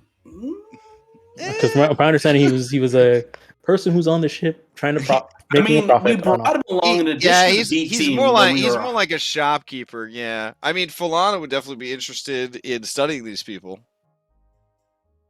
I wouldn't mind bringing Falana along. I mean, Sibo, I mean, Pythor would you love need to hold on the go. book. I mean, Pythor would love to be. Oh man, if we do the games, Yeah, this might be the only time Pythor can actually be inside of a game. Oh, that's true. Pythor said he'll go undercover. Oh yeah, hmm yeah. As like A Yeti. Bring Narcissus too. Chris Hemsworth.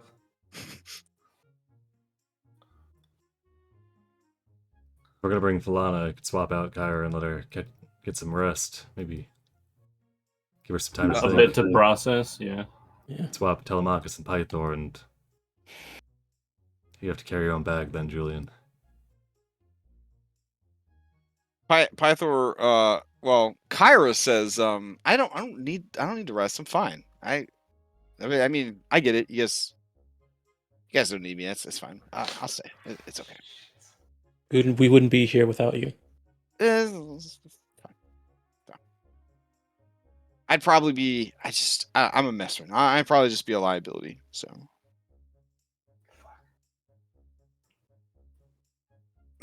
One scratches the back of the head. All right, Falana it is then. You're gonna take Falana, not me? Oh, I see how it is. You said you wanted the That's time to kind of- rest. Marcus, why don't you stay on board? You're getting a reprieve for this evening. Are we cool with that, or? Yeah, sure. I'll stay on the boat. I saw no Telemachus and Kyra. I didn't bring Kyra. No. Bring Pythor. So Nessa, Pythor, Kyra, Brianna, Tychon. and Tychon. Okay. Nice. That's a lot of Chad power you're bringing.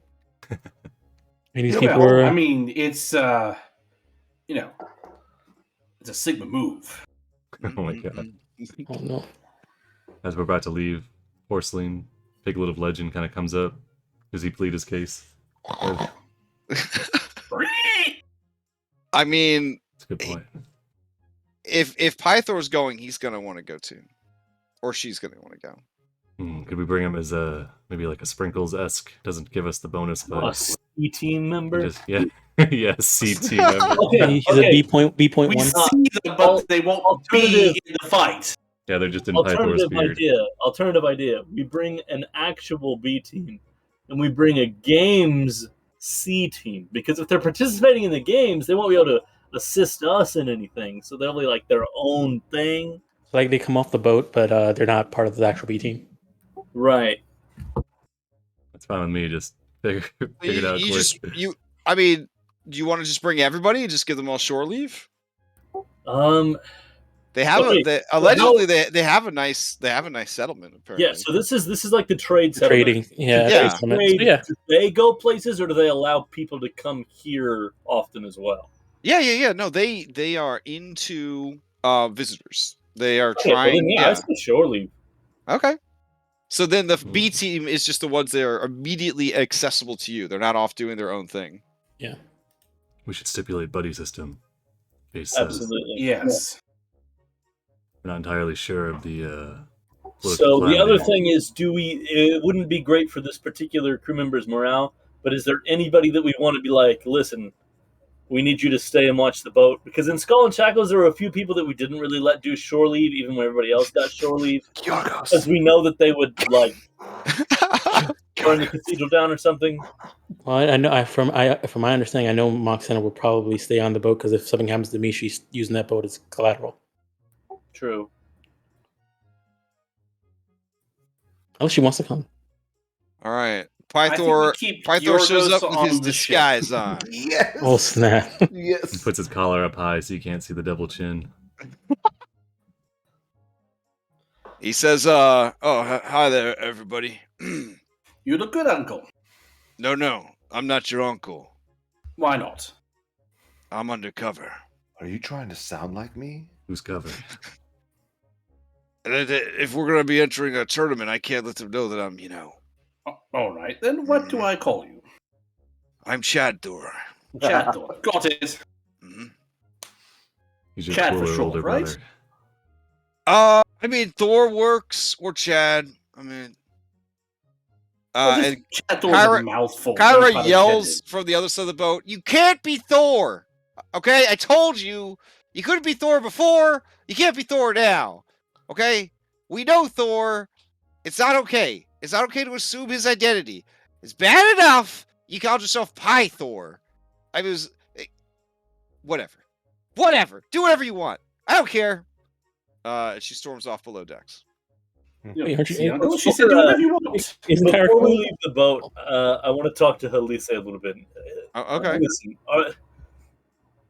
would you be able to keep an eye on Kira? She seems a bit.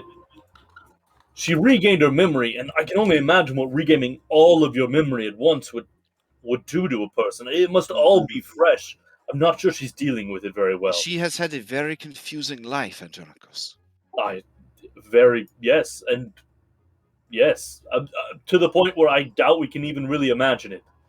Mm.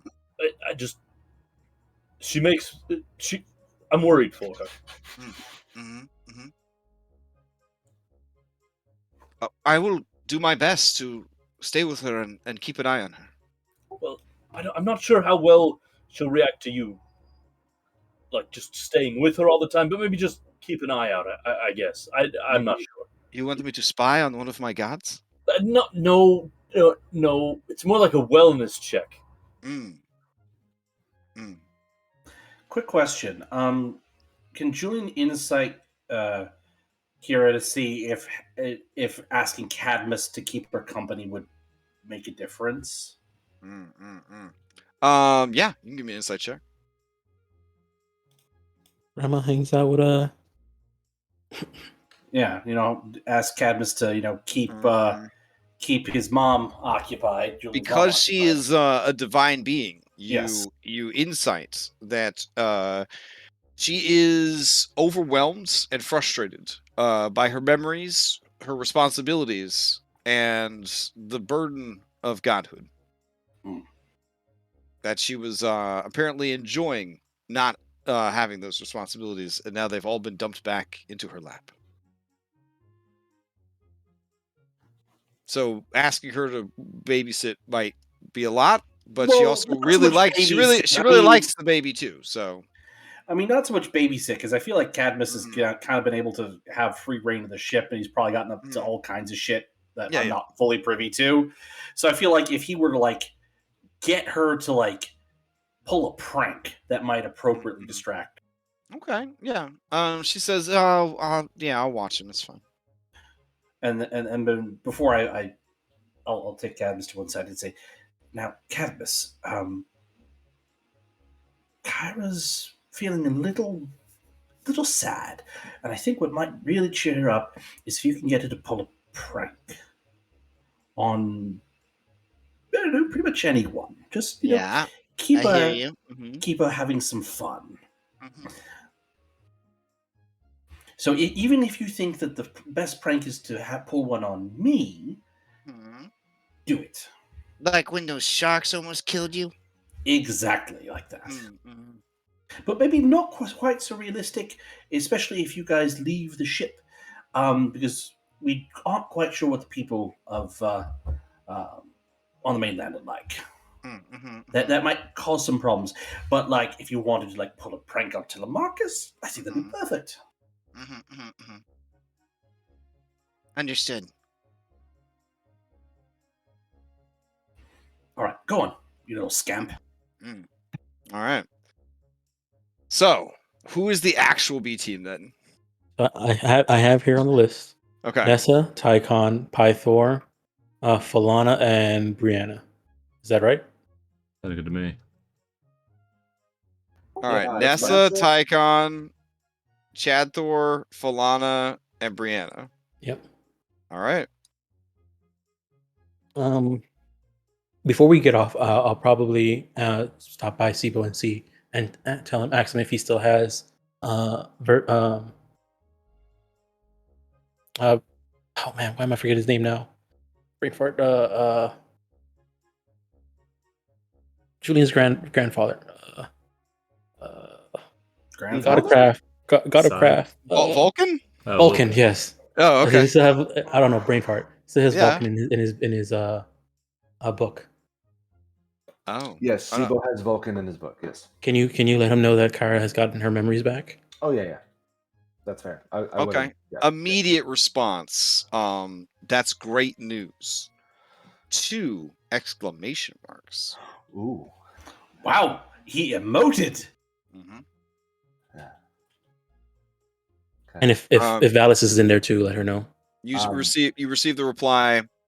How's she handling it? Oh, that's fair. From you get that from Vulcan. Vulcan. I say she seems a little distant right now and irritable, sensitive. So normal. I think she's handling it as normally. Okay. All right. You send the same message to Valis? Yeah, let me double check. I believe Valis is also in there. She is. Yeah, so I'll also send it to Valis.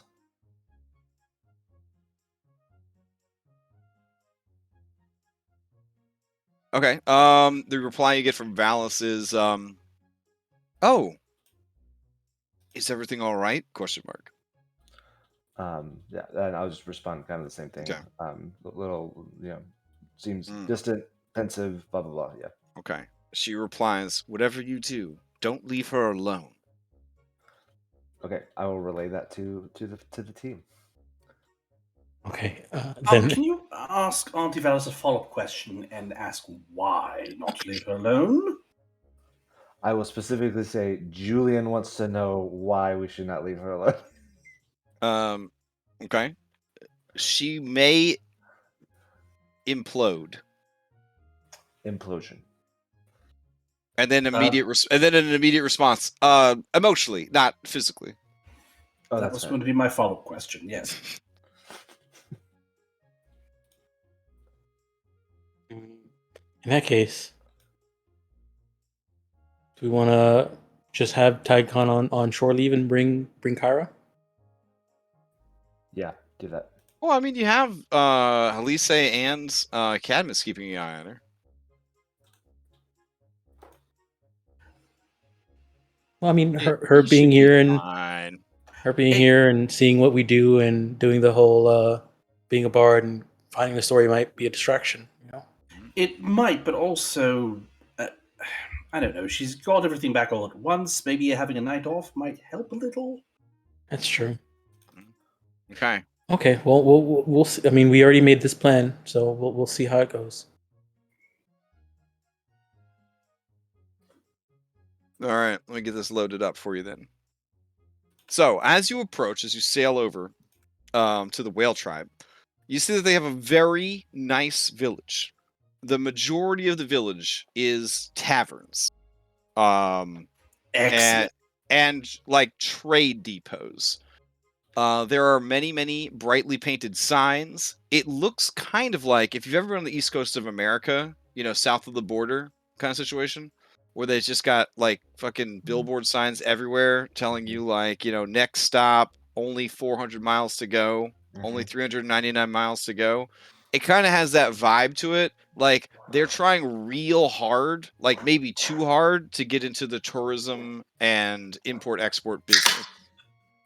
Is sort of the situation you're dealing with. All right. Let's see. Oh, why are you not loading, my sweet? Let's see. You cannot switch scenes until the resources finish loading. No. All right. I'm gonna refresh my browser. This was the scene that broke the Chrome browser, but I went and fixed it.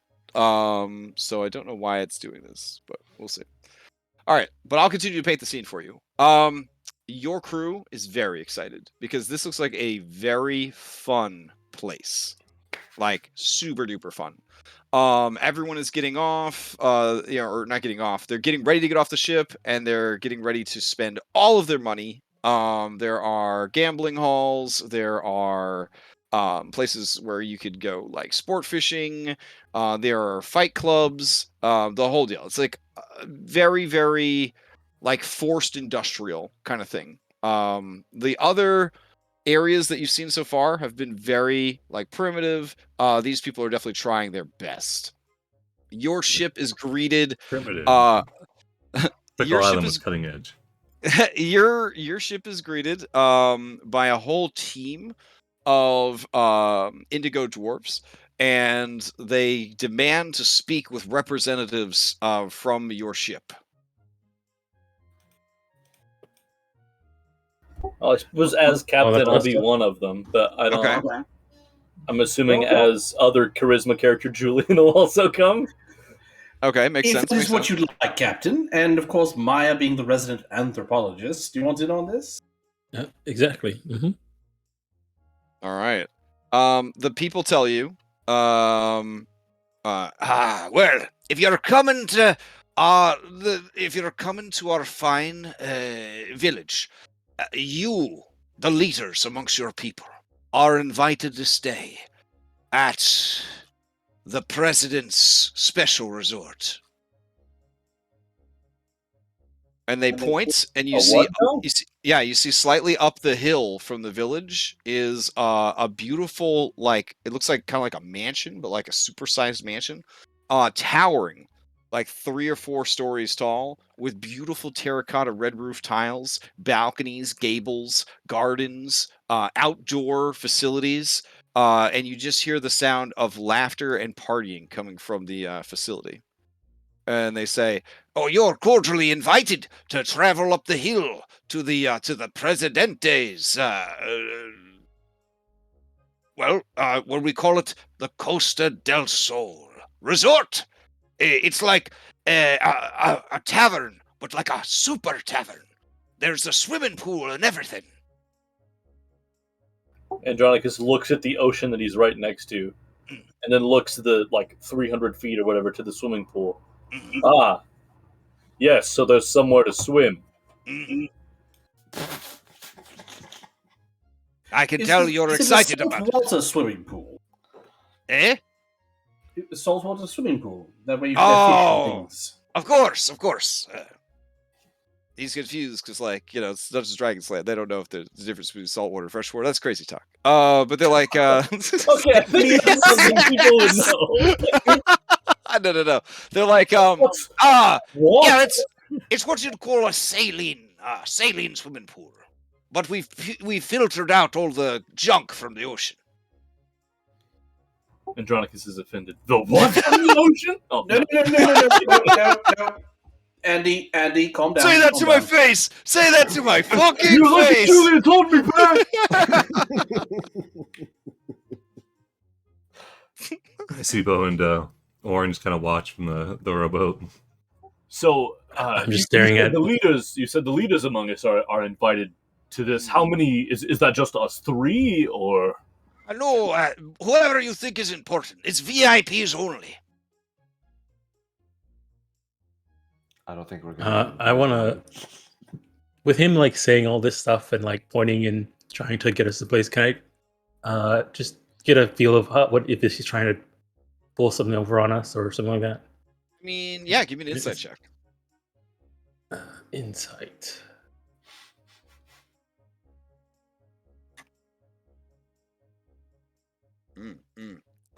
They want to get political with you. Okay. Like, they want you to meet their leader, and they want their leader to make you trade allies, and they want everybody to get rich. Okay. I mean, your hospitality sounds lovely. We would gladly. I mean, I would gladly like to see this super tavern, as you said. All right then, follow us. You have everything you need. We'll have our bag man. Telemachus, bring our bags up to the hotel there. Hey, I don't work for you. I work for Julian. Julian, tell Telemachus to bring our bags up to the hotel there. I gave Telemachus the night off to keep an eye on someone. So Chad Thor says, it's okay. I can carry everyone's bags. It's fine. No, And no, he- no, no, shh, no, no, no. Let everyone carry their own bags. It's fine. Okay. I've got an idea. Just Oh yeah, cause I'm Yeah. real weak. exactly. And he winks at you. I wink back. Okay. Gross. The dwarves just shrug. Excellent. All right. So you guys head up the hill Mm-hmm. Yes. to the Costa del Sol Resort. We do. All right. All right. It is truly spectacular. As you arrive, you see that there is an outdoor bar and restaurant pavilion. There is a dining patio with beautiful marble fountain. There is a saline swimming pool with diving board. There are adorable umbrellas to protect you from sun and rain. There are bungalows. There is a massive house with many roofs and gables. It is at least 3 or 4 stories tall. Hard to say. There are very handsome pool boys. I love the hat. You see all manner of rich folk. And they are sunning themselves, and no one is currently swimming. As you look around, you see many soft and hard bodies, oiled up, baking in the evening sun as it is setting along the horizon. You see the camera cut to the glistening green skin of the most beautiful woman you've ever seen. She's long, and she has many warts in all the right places. Oh man. Mm-hmm. Does she seem depressed? No, she seems to be loving life. Okay. Yeah, she lets out peals of laughter and drinks from a weird-looking triangle-shaped glass. Does she make any noises that sounds like cucumber, or does it sound like she has the? I guess it sort of the- sounds like Okay, so we So haven't. the accent only comes out when she laughs. yeah, for sure. Yeah, Okay, a bit of an but accent. she was able to make sounds that didn't sound like it was just pickle. Oh, right. cucumber Yeah, speak. of course. So she has the vocal cords. Mm-hmm. Okay. You also see that there is a painfully beautiful elven woman. She has bright green eyes and sort of a reddish coppery hair. She's wearing a micro bikini that we can't show on stream because this is a family-friendly stream, obviously. And I mean, honestly, if you're into like super hot, bikini models that cater to like the classic traditional form of like built like a brick shit house, beautiful, she's got it. But obviously, Yeah. everyone's eyes are on the real prize. Yeah, exactly. All right. So this lady says, there you go. You've made it to the Costa del Sol Resort. The sun is setting, but we have plenty of lights to keep things bright and shiny. Would you be willing to meet with my boss before for dinner?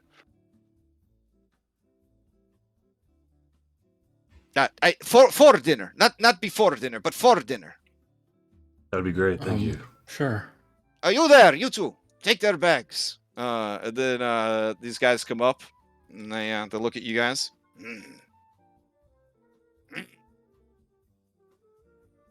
Do you hand them their bags? I'll keep mine. Thank you.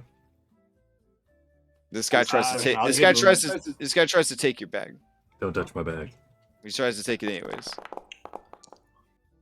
Oof. Okay. As he goes to take the bag, he falls down. The other dwarves look at him, and he looks embarrassed. Julian will go and help him up and say, "I'm sorry about that." Orin is very particular about his belongings. It's he can be a real hard ass about these things. Don't worry. It'll be fine. All right. They take everyone but Orin's bags and start to Yep. carry them inside. Or not satisfied. My bag. Chad, sorry. Chad Thor says, but now you have to carry your bags. Why don't you just let them take the bags? That's what servants are for. All my stuff in here. Just. That's where bags do. They hold your stuff, man. Yeah. I like having my stuff close by. Whatever. Hey, look over there. And he points, and you guys think for a second he's going to be pointing at this pickle lady, but he does point at this one. Now that's a woman, huh? Skin's kind of green. Is it weird if I call dibs? Sibo thinks he's talking to her about her. Man, you would have loved the Pickle Island. I don't think it's particularly enlightened to. You don't call dibs anymore? I don't.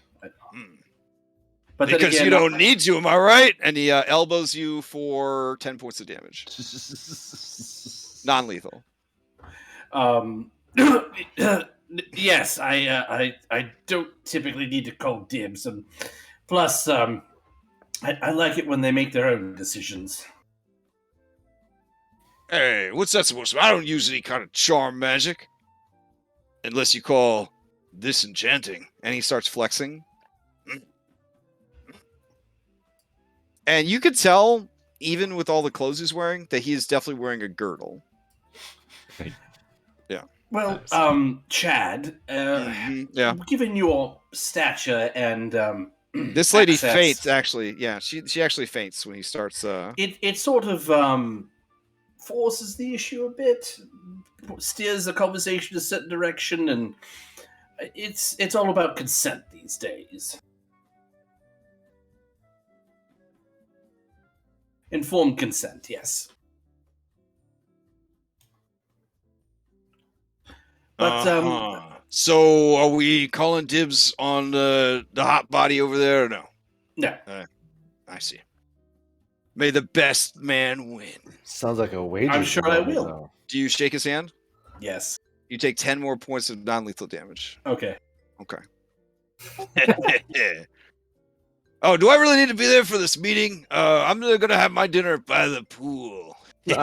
Oh no! You have to What? tag along. This Just is in the case, worst. just in case we need your assets to persuade. Okay. All right. So this lady says, that's wonderful. I will go let them know, and yes, it'll be time for dinner. Here, follow me through the house, I guess. And then your lazy DM, who is like, I'm not building walls for this fucking building. Let's see. There we go. Magic. Oh, wait. Okay. Yeah. Theater of the mind, baby. Yeah, Just imagine yeah. the interior of all these buildings. All All right. So basically, they lead you through this lavish establishment to the dining area where President Randug Rosethorn awaits. Yes. All right. He says, if you don't mind, I'd prefer to eat out here on the patio.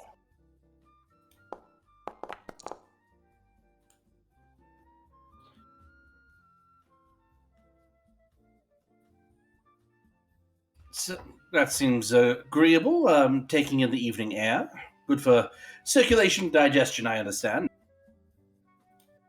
He stands up to greet you, and he is a mighty 4'8", both 4'8" wide and 4'8" tall. I'm still Perfect, Nice. perfect He's Greek proportions for a spherical. dwarf. I'm- Perfect Greek proportions. I'm still looking for a up to dwarf. him.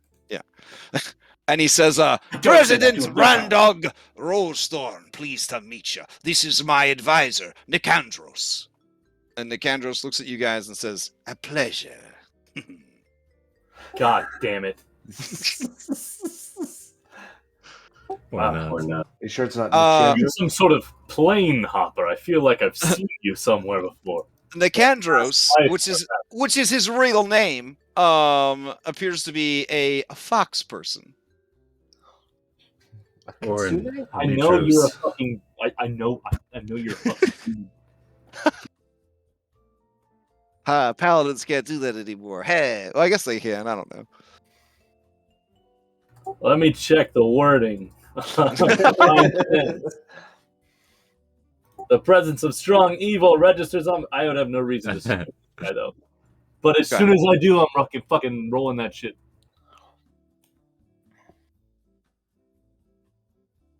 Oh. Well.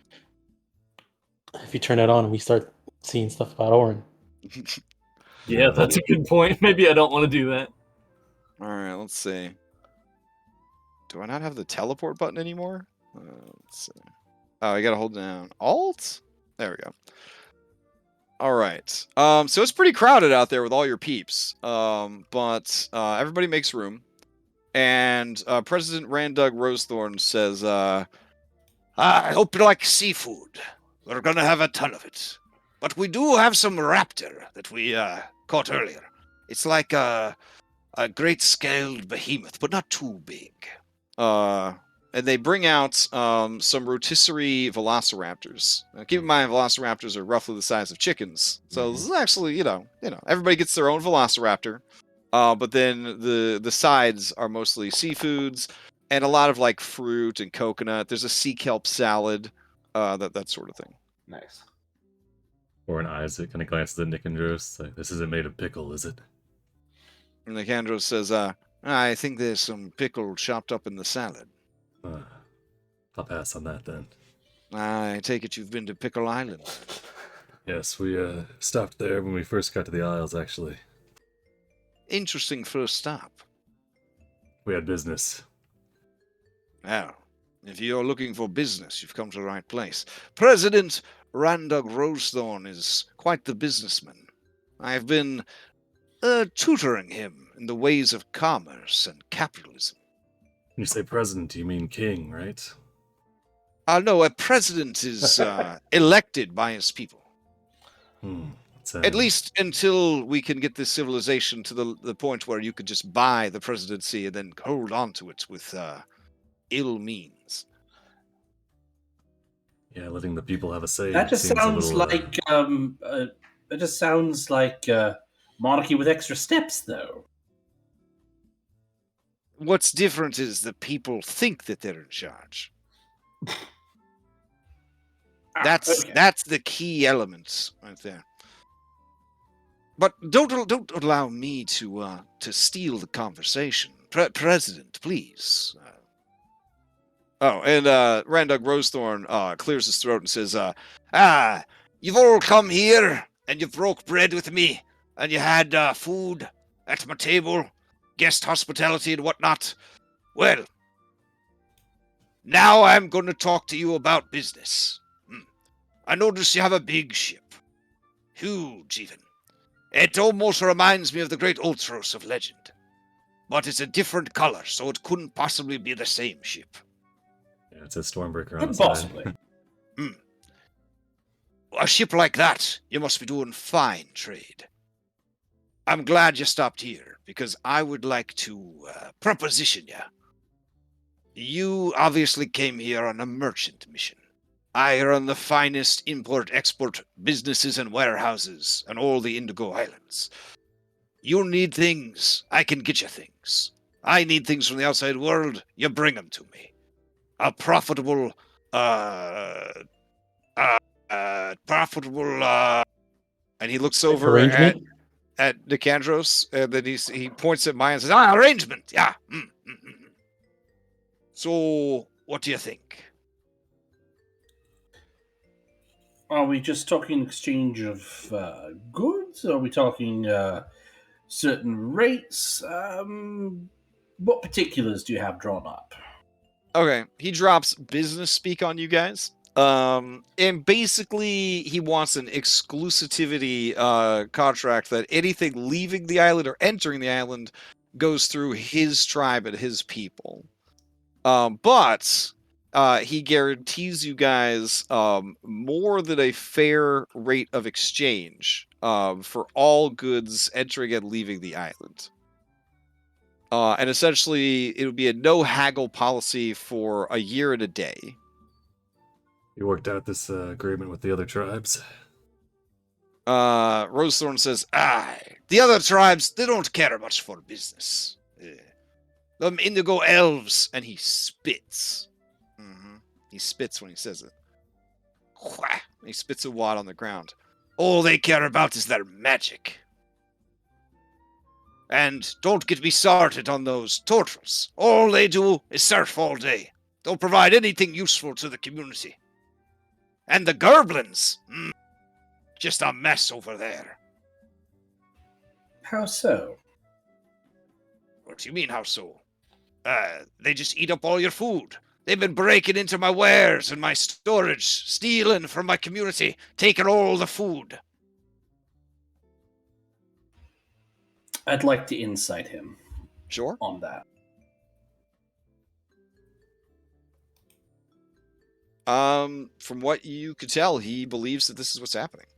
Okay. What's worse is we need that food for,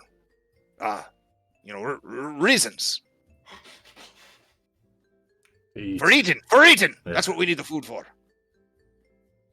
We tried speaking with the goblins. Have we tried? Of course. I sent a man over to speak with the goblins, and you know what happened? We found his head. We found his head on the doorsteps of Costa del Sol. Just the head. One kind of shrugs. Sounds like goblins. Those goblins can't be reasoned with. And don't get me started on those bird-brained sirens. Nothing but thieves they are. They stolen from you? Of course they have. Things have been going missing. Have you witnessed them steal from you? Same with... No, but I found feathers. The president is ranting and raving with Oren. Julian's gonna pick up his bowl of wine and saunter over to Maya and say, Maya, darling, I think he's telling us the truth. I mean, you're getting a different read with him. I'm kind of into my bowls at this point. I just want to make sure that we're being smart about all this. So when he says they need the food for reasons, and that he only he calls the sirens thieves, and mentioning he only seen feathers. Can I just see insight to see if he might believe all this stuff, but there's no he doesn't have any. Give me an insight. Yeah. While Maya's doing that, can I watch this guy and see if he reacts to any of the things that the president's saying? Yeah, sure. Okay. Or just continue speaking candidly, asking, poking holes in things. Okay. Oren being Oren. Sibo, can you hop into secret chat? Yes.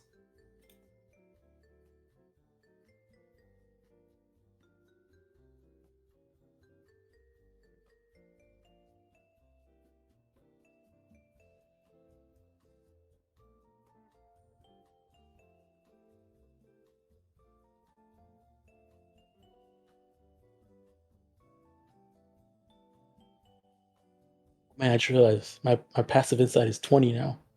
Oh man. Nice. Yeah, since we had the update on the piety, and now I'm 50, I have 22 wisdom. Maya, Awesome. you detect that this man believes all the things that he is saying wholeheartedly, but that he is probably hiding a great secret. Okay. I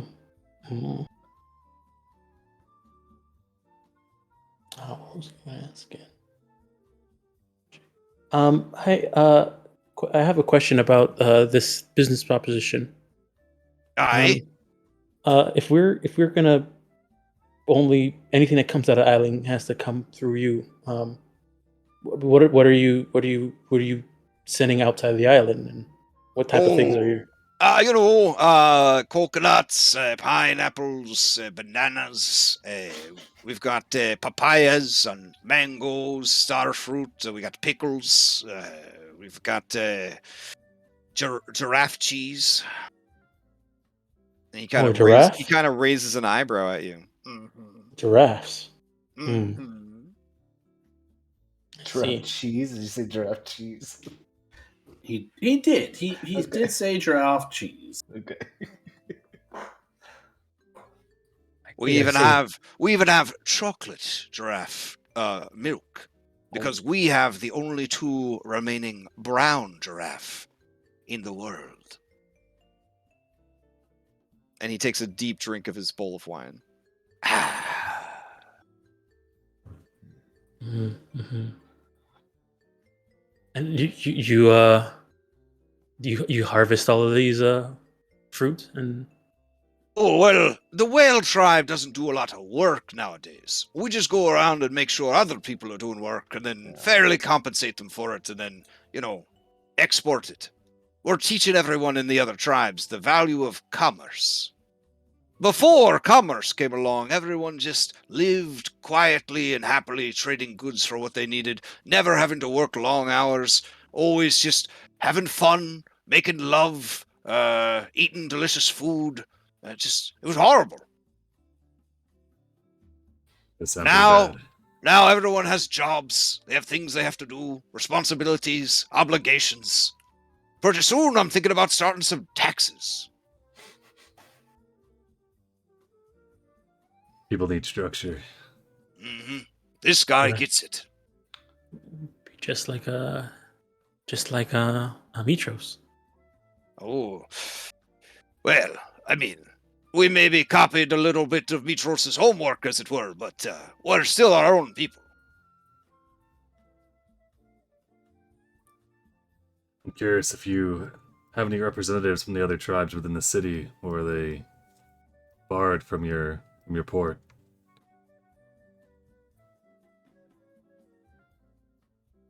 Well, what do you want to know? If there's any other representatives of the tribes within the city? Oh, well, there's a Pickle Woman out there, I think. Sorry, a cruel cumber. Mostly we have visitors from abroad who come to check out what we have available here. We wine and dine them and make them understand the benefits of allying with the whale tribe. Well, you don't have any representatives from the dolphin tribe or the gull tribe or the shark tribe. I understand that you wouldn't entertain the idea of any eel tribes people, setting foot in the whale encampment. But do you have anyone else locally visiting? I mean, no. We're kind of mad at each other right now. I'm hoping that things get sorted out when we have the great games in a few days. Well, I mean, the Great Games might let off a bit of steam, but what's all the hullabaloo about if there's an underlying... I told you! The sirens are stealing, the elves are lazy, the goblins are killing people and stealing our food, and the turtles do nothing but surf all day. They don't understand the value of hard work. Or the importance of the commerce that you're conducting. Exactly. This guy gets it. Wait, so the fruit and everything that you gain from the other people of the island, is it from the other tribes? Well, yeah, but I mean, we fairly compensate them. With what? With the goods we trade from people who come through our port. Oh, okay. You think a goblin knows how to make a dragon pajama suit? Most likely not. You know how many orders have come in for dragon pajama suits ever since the dragon showed up? And he claps his hand over his mouth. A dragon showed up here. That doesn't matter. Listen. Well, no. Let's talk about commerce. Did they have a rider? No. Hey, we can't make a big deal of this. I don't want to scare off any of my customers. Well, I understand, but we're no strangers to dragons. And you do see that the restaurant area is getting, starting to fill up with people. Perhaps we should walk and talk. Maybe partake in some dwarven tobacco or something as we... Halfling leaf. Well, halfling leaf as we perambulate. I'd like to know more about this dragon.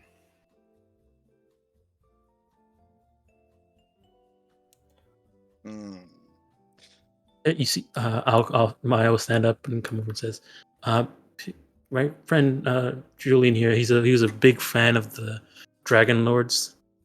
So just the Simply thought of the a biggest. thought of of a dragon probably be great interest to him. It's not too much trouble. Warren thinks back to before we got off the ship. The conversation we must have had. Are we concealing our identity here? No, I said Julian. No, I mean, I was asking, like, are we trying to? I don't think so. Okay, we could just be like, So I don't think we would need to. And besides, I mean, an interest in dragons is no, I you didn't. I didn't think we were. I don't know, because you were saying that he was interested in the Dragonlords. I don't know why we'd just say like trying to remake the Dragonlords or something. What if our member already is one? Yeah. Hmm? I need to know how much because we're we trying. don't know If we're trying to who's conceal the something. rider. Because we don't know whether this is a riderless dragon or whether this is a dragon with, I don't know, maybe Yeah. Gaius on board. Yeah, I just want to know if we're coming as representatives of the Heroes of Prophecy or just some random snap. traders. Commerce. I think we would have played it low key, Okay. close to the vest. All right, in that case, yeah, that's I'll roll with that then. Oh no, I think I.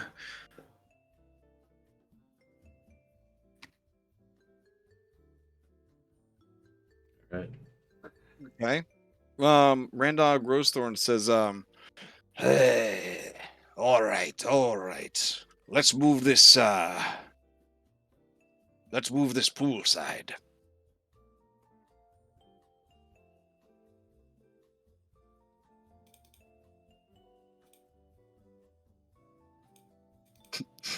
Oh, nice. All right. We move the poolside. Okay, so drinks are brought out, and then Randog says, fine, I'll tell you what's going on. It's been real bad. A dragon has been plaguing the islands for several weeks now. The creature has bright, coppery scales and breathes acid. It's sadistic. It milks people alive and cackles gleefully as it does so.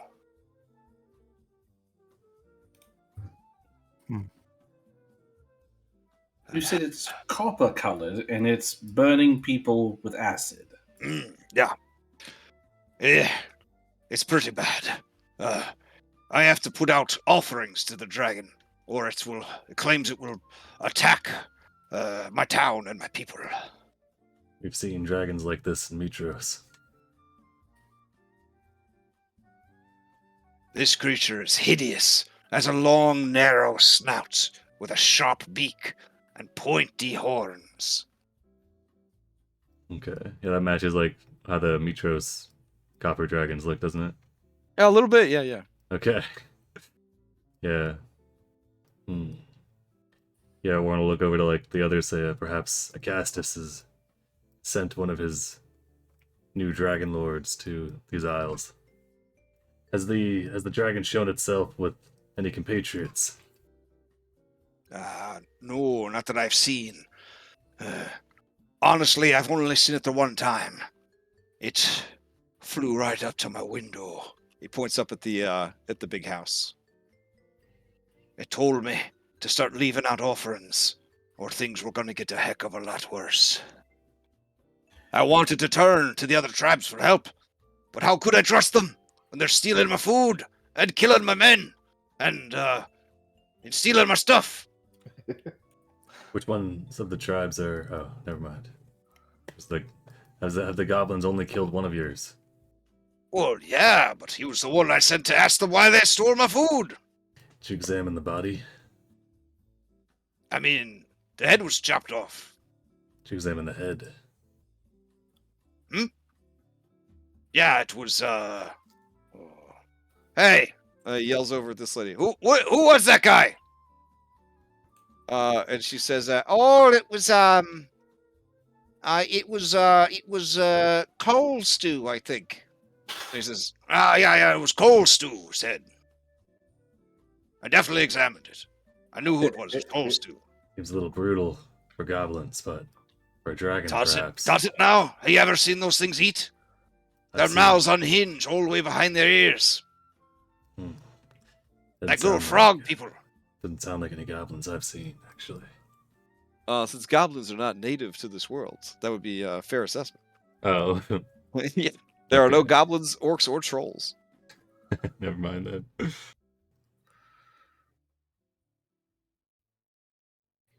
That does sound So like something goblins would do then. I mean, yeah, but you don't know goblins. Yeah. So yeah. So Randug says, listen, I don't mean to dump my problems on you. I just want to know if you want to set up a trade deal or not. The way you're talking, I'd think you were adventurers or something. We're interested in trade with the Indigo Isles, but we want all of the Indigo Isles on our side, not just the whale tribe. What are you going to do about that then? Gather information and see what needs to be done. From your woes, it sounds like you've got legitimate concerns that need to be addressed with the other tribes, and then not to mention this dragon that we should see about. And I think if you're asking us to do something about this dragon, if I'm correct in saying so, I think it's fair that you consider our position in wanting to deal with all the tribes equally, not just you. I think that if we are to address this dragon issue, perhaps we need to have a proper parley with all the tribes, just to make sure that everyone's getting a fair shake. I'm sure they are, President, but just so we can hear from them. We just like to sit down with everybody. Oh, no. You want to sit down with everybody in one place? Why not? Why not just wait until the big games? We all have to hang out with each other then anyways. Well, that sounds excellent. I mean, it probably would take us some time to see what we can do about this copper dragon showing up. Are you well versed with dragons then? From what I I know a thing or understand, two. I thought they were extinct. I heard stories about them having them back in Mitros again, but I thought it was just a blustering old King Acastus. Oh, King Acastus is full of bluster, but this may be very real, and is more than likely from Mitros. Oh, He has a whole suite of them. So this is a direct attack from the city of Mitros against us. I knew it! He I snaps don't his think fingers King- and he sorry. keep No, going. no. Hold on. I think you overestimate King Acastus. He doesn't have the imagination to pull something like this off. You just said it yourself. This creature came from Mitros. Right, but just It because all it makes came sense from now. Mitros does not Well- mean that King Acastus sent it. What does Let it us mean? let us investigate. Let us talk to it. Let us sort this out for you. This will be something we do as friends. Yes. And as friends, you'll arrange a meeting with all the tribes. Yes? Honestly, this really checks out. I had some guy come here a few days ago. Real handsome fella. Always looked a bit angry about things. He... Like something spelly was underneath his nose. Yes. He said something about, something about a big battle coming up. And that Mitros couldn't be trusted. And that, what else did he say? Oh, that we were needed by Sidon, the Lord of Storms. Wait, did this guy wear a lot of shiny armor, pompous attitude, name starts with a G? No. Name started with an H. What was it? Hergeron. Owen spits out his pickle salad. Julian has this oh fuck look on his face. He just sort of looks around to everybody. Is this one still here? No, he stayed for a few days and then he headed out. Sibo looks up to see if he's flying still. Some people stay here for a while. Some people, not so much.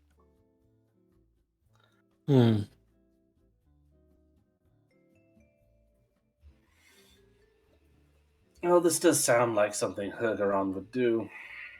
What does? Oh, try and force the issue by planting a dragon to intimidate and strong arm the issue. I mean, it's side-on-eye tactics all the way through, in my opinion. Sidon did seem to have played a hand in Acastus's repertoire of dragons.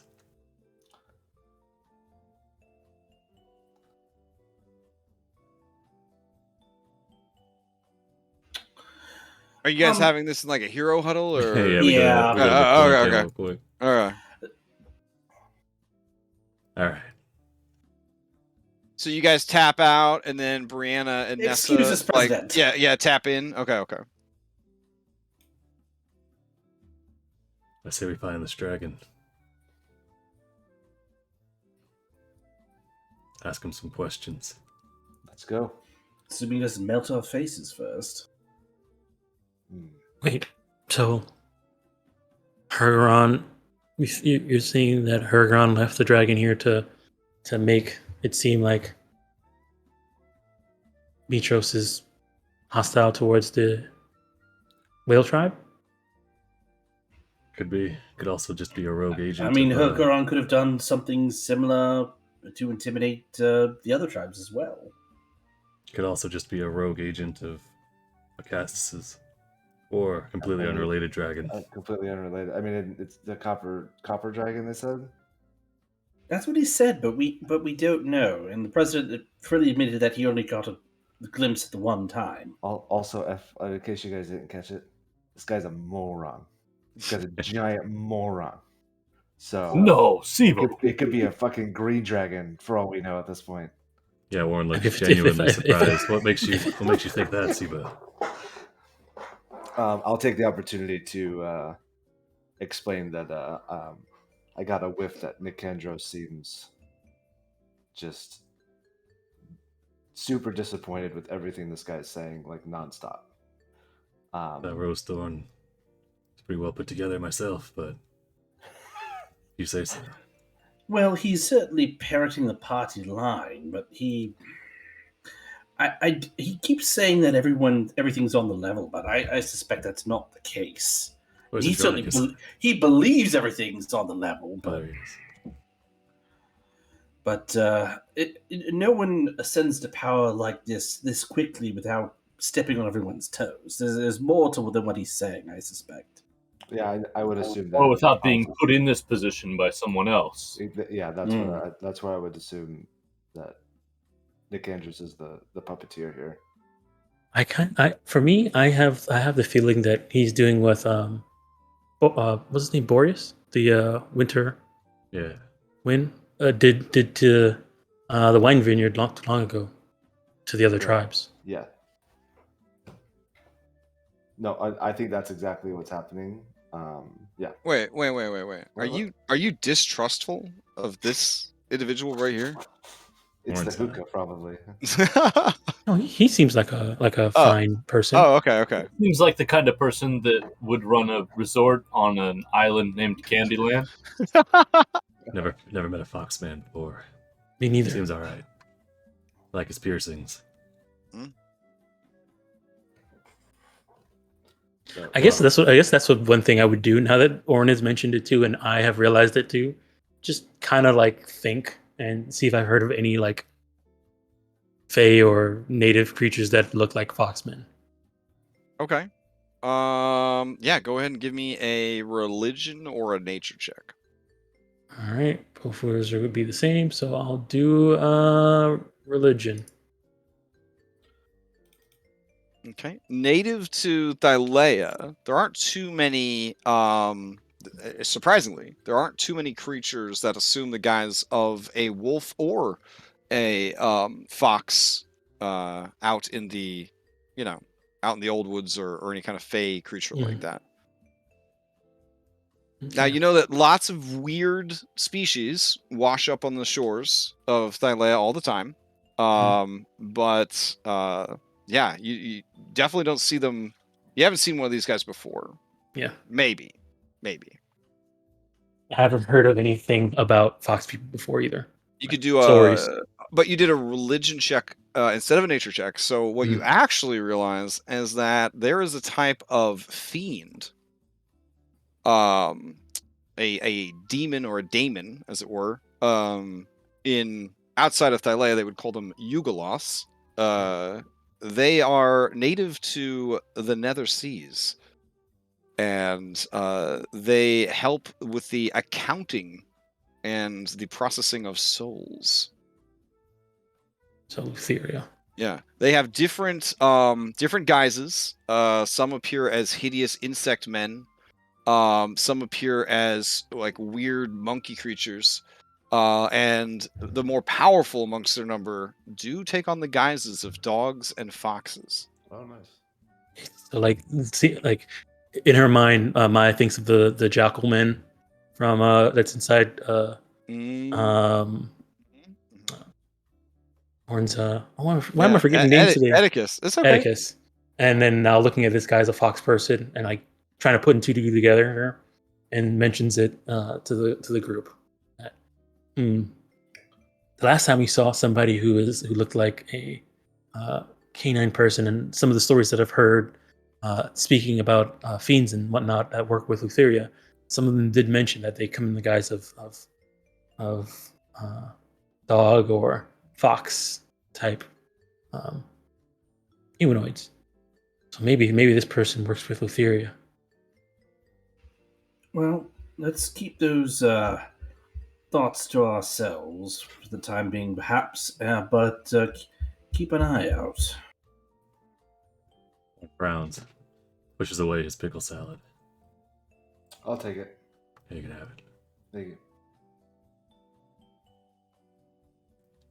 Okay. We You can, hear some quiet sobbing coming from Randug Rosethorn, and Nessa says, "Well, man, it just seems like you're really, you're really crazy about this capitalism thing, because maybe you are worried you don't have any like skills of your own, So you're trying to kind of, I know.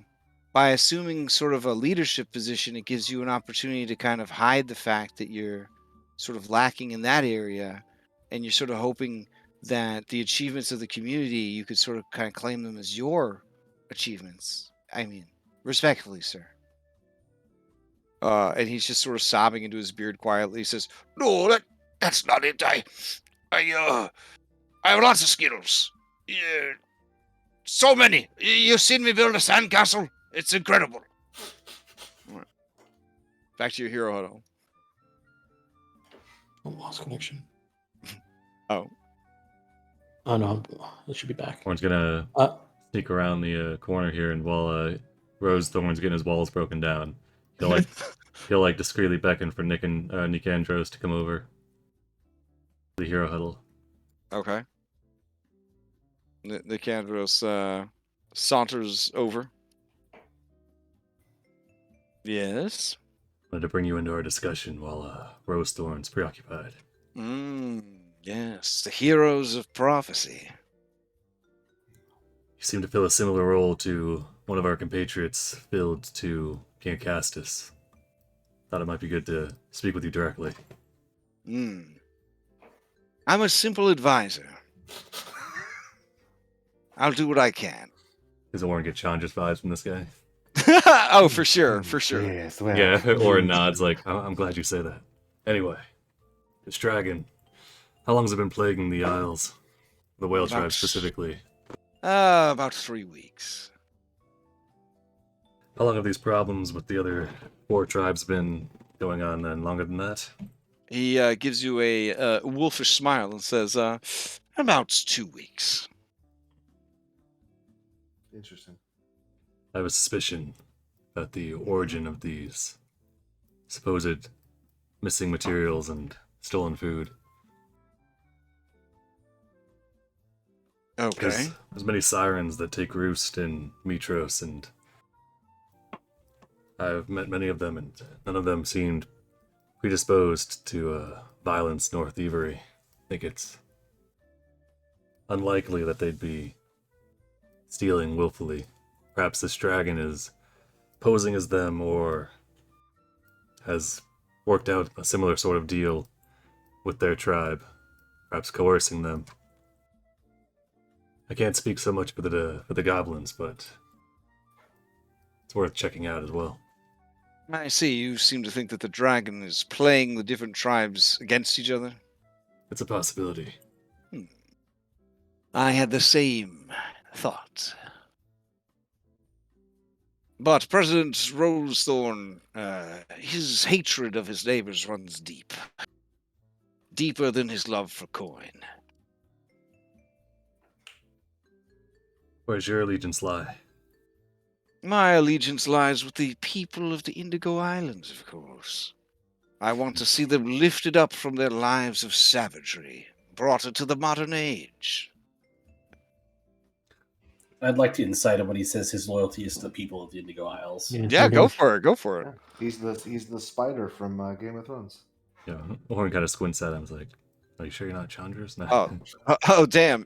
You both crushed it. Please, Julian and Maya, come into secret chat. Okay. By crushed it, he means you got ones. Or it's gonna be like, "Well, that's fantastic to hear. It's good to have a reliable friend on the Isles."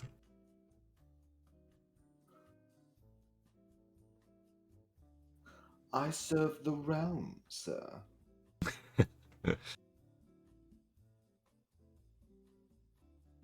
Yeah, this guy's definitely he's Chandras. If Chandras was is equally part shady as he is good natured. Yeah, true. Yeah.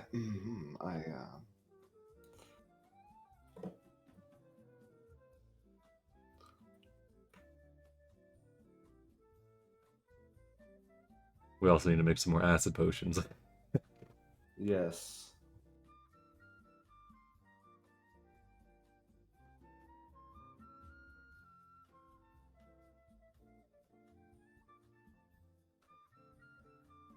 It was a long secret chat.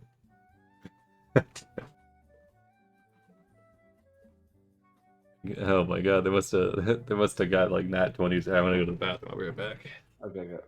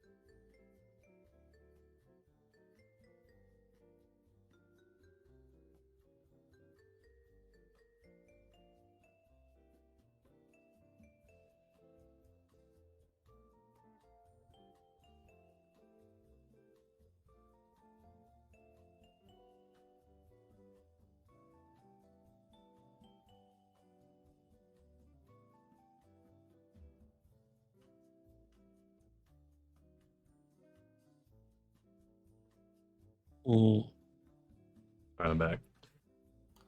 Alright. Ooh. You guys are back. Yeah, so not missing a beat, or nods, so it's good to hear. We also want what's best for the Indigo Isles, and we think an alliance between Mitros, Arisia, and the Isles would best serve all the members and citizens of Thylea. We understand that to enter a pact like this, you'll need some goodwill, and I think we're going to try and deal with some of these problems you've been having and see where that gets us. Okay. Nicandros gives a half-hearted shrug and says, if you're willing to help, I won't get in your way. Or nods towards Rosethorn. I want to get back to him. She's about to start opening his chakras. All right, so you guys tap out, and the B team splits up. All right, you guys sit back down with Rosethorn, and he wipes the tears away, and he says, Oh, and a real insightful centaur you got there. Yeah. She has that effect on people. She's the best. She's digging real deep. Made me talk about my father. So have you thought about our business arrangement? Let me sweeten the deal for you. Why don't you stay here, all expenses paid, for the next few days, and take in the local culture. Enjoy the games, and then when they conclude, you make your decision. That sounds very reasonable. The games, you say? Tell me, by enjoy, would we be able to participate? Oh, normally we don't allow outsiders to participate. Ah, but we're friends. Don't forget, we're trying to get the Pickle Island guys in this as well. Well, I'll tell you what. No outsiders. That's fair. But we did just visit Pickle Island, and I know you don't want any of those crewcomers to come to this game. So absolutely not. They're ridiculous. I have an idea. What if you say that we're the delegation from the Pickle Islands? They get to say someone's in the game. We get to participate. None of the rules are broken. Seems like a win for everyone. It does, but you're so capable looking compared to the crewcumbers. What if you actually win? Oh, we don't even know what the events are. Come on. We just want to have fun. Well, there's a dance contest. And there's I know a particular Dex Paladin that would love such a contest. There's also a limbo competition. Nude modeling. I'm in. You're Wrestling. probably already in. Sport fishing. Surfing. Boat race. A beach cook-off. The events just keep multiplying. Hey, base diving. President Rosethorn. Deep sea diving. Yeah. Well, I'm kind of curious. How long? Well, have there you... used to only be 3 events, but turns out the more events you have, the more tickets you can sell. That's fair. That will be true. When did all this start? The resort and the trade and everything. Oh, we've been Is this working for this for a couple of years now. Oh, I see. Mm-hmm. Oh, so the whale tribe wasn't about this from the beginning. Nope. I remember sitting in my stone hut, crying to myself in the dark like I would do. And I was deep in my cups. The wine, more wine than blood, flowing through my veins. I prayed to Lady Lutheria to send me a sign, some kind of purpose, that give me something to do with my life. And wouldn't you know it, the next day, I ran into Nicandros on the beach. With his help, he kind of spreads his arms wide. Look at what we did in only 2 years' time. You don't see no stone huts anymore, do you? That is quite impressive.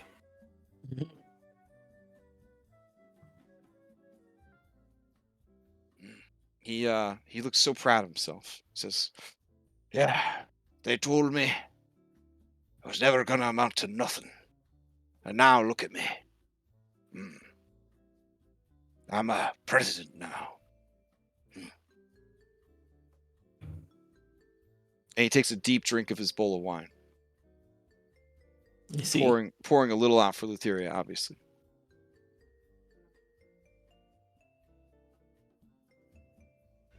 Okay. Julian sort of leans back in his chair and he sort of like gives Maya a knowing look of like, we've heard this story before. Mm-hmm.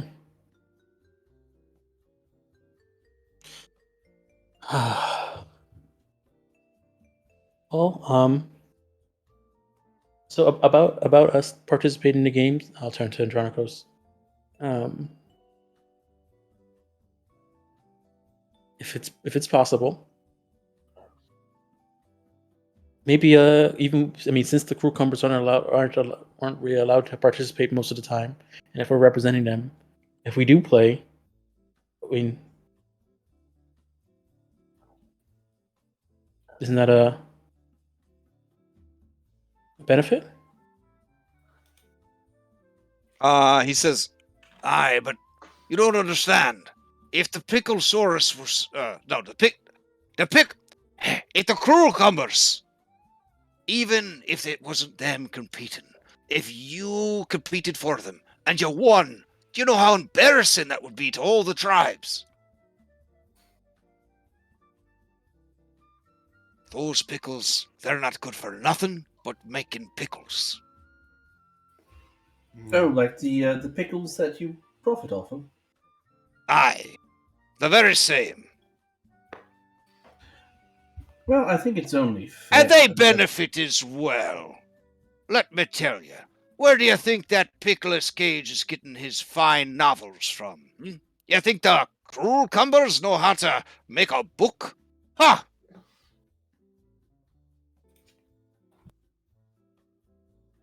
It's not like they even have to work too hard. They just bend over and pop a squat. Still, it is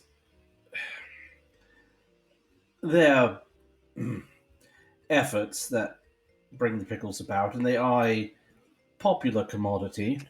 Oh, are they? Mm-hmm. Oh, here. Hold on. and he runs away.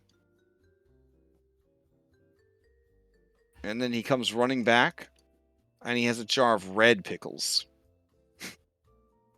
I call these blood pickles. Want to try one? They taste like cherries. Yes. I'm so full at the moment, but my friend Sibo here is very interested. Aren't you, Sibo? I'll try one as well. Okay, yeah, they do. So it tastes like a salty cherry. It's pretty good. Is there a pit? He chuckles. No, they're not real cherries. They're pickles. Okay. How do you make them like this? Oh, that's a trade secret. I see. A secret you could be benefiting from if you sign on as a business partner. But I don't want to pressure you no more. I was So about to say, you don't want to go for the hard sell. Yeah, enjoy the rest of your evening. Have a good time looking around, and we'll see you for the great games. All right, he heads off to bed. Oh, there's bushes there. Just climbs through He actually walks through the bushes. Yeah. them. Rose Thorn, you still got it. I'm still not convinced he's not an excellent president, honestly. If he's an excellent president, the King of Castus is the epitome of kingship. Yeah, I think that's what we're saying. Oh, dude. I don't know about that. Do you not get sarcasm? I get it. All right. Right. As you guys are discussing, you see the doors to the big house open, and wearing the micro bikini again is the tall, shapely elf. She walks straight towards the pool and then starts to walk in. You hear Pythor's bowl of wine shatter in his hands.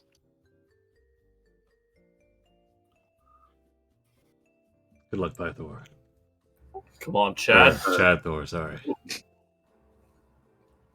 Go, give her a talking to. Yeah, you sure? Yeah, you've got this. All right. As he Pythor approaches, he starts to reach for his clothes to go swimming, but then he self-consciously does not. Aww. And then he just kind of sits at the edge of the pool and tries to talk to her, and you can see that she's just kind of ignoring him. He's getting more and more dejected.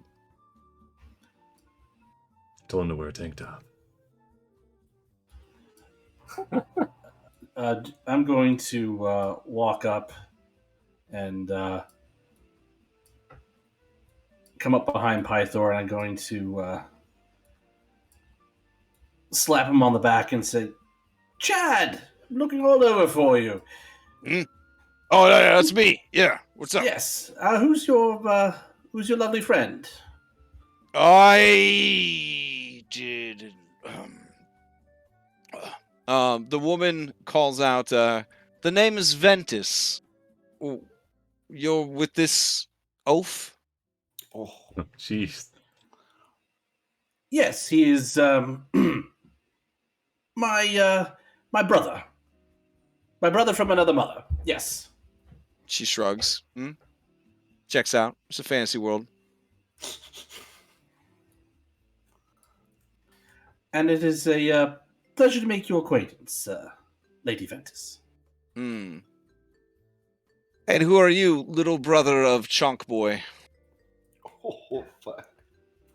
My friends call me Julian of the Silver Tongue.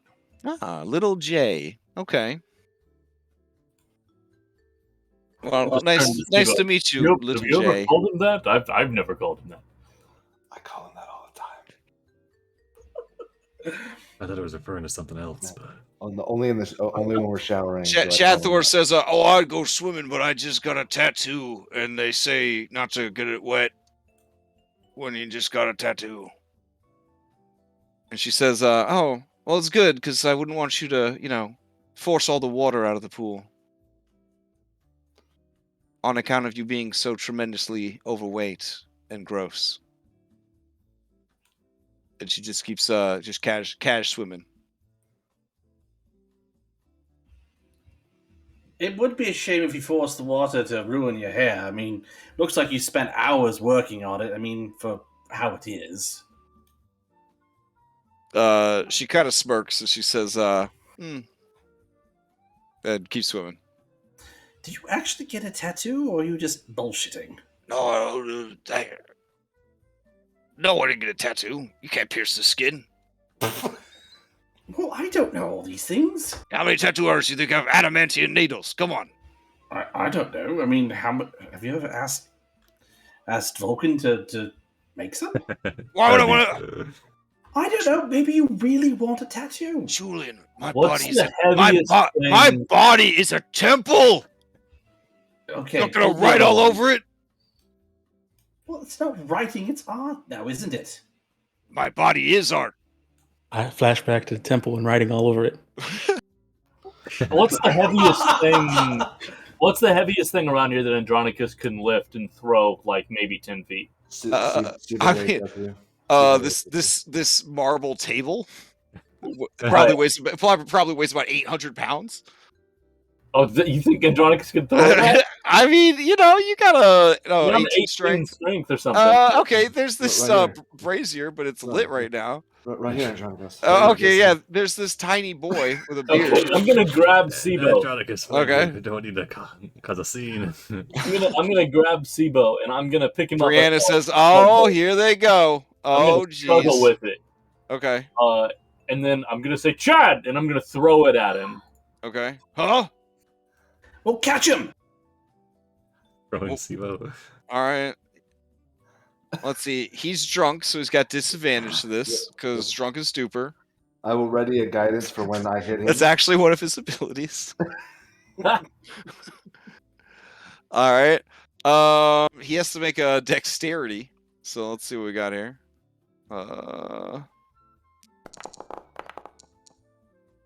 Oh shit! All right, he's highly functional. He flips over the chair, and then catches you like just perfectly in his hands, like a little baby football. Yeah. All right. You notice Julian Ventus stops swimming and raises an eyebrow. Then he says, "You got to be more careful, little man." I agree. I try to give him a high five. I jump as high as I can. All right, do you hit the god of strength in the nuts? Is that what you're saying? Like, I mean, not on purpose. Not on purpose, but I'm definitely jumping to high five him. all right, he is drunk, so he will also jump to high five. you. Yes. Okay. So I guess at that point you would probably high five him in like the knee. The knee, maybe. The Oh, shin, okay. Yeah. All right, she shakes her head and stops paying attention and starts swimming again. Oh, Maya, you yes. saunter up to the bar. Yes, and I passed by this this lady cucumber and asked, "I'm sorry. I hope this doesn't seem bad, but is your name Susan?" Why, yes, it is. Nice to meet you. Nice to meet. Susan Pickleman, thespian extraordinaire. Nice to meet you. Hmm. This might sound strange, and we just met like this, but do you know of Pickle's Cage? Oh, do I? He's quite a naughty pickle, if you know what I mean. I guess so. We just arrived here on He's the really main. made a career out of looking confused. Yeah, that is true, I guess. Mm. I just arrived here. Me and my friends, and I'll point Bartender, around. why don't you pour out another one for my friend here?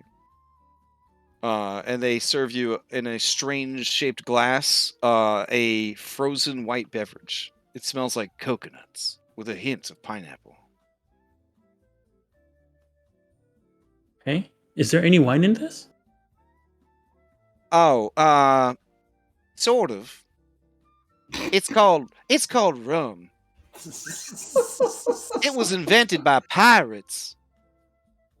Okay, I guess if there's no wine, I guess that's fine. It's way weaker than wine. It's basically just juice. Oh Okay. God. Okay, Maya just chugs it. Okay, Maya, is this like your first time having alcohol? No, it wouldn't be her first time, but most of the alcohol she's known about is just wine. That's why Okay. she doesn't like grapes. She doesn't Oh like wow, wine that's because, a very different ABV. but she is immune to poison. Okay. The poison condition Fair and enough. resistance to poison damage. All right. There we got that Wolverine thing going on.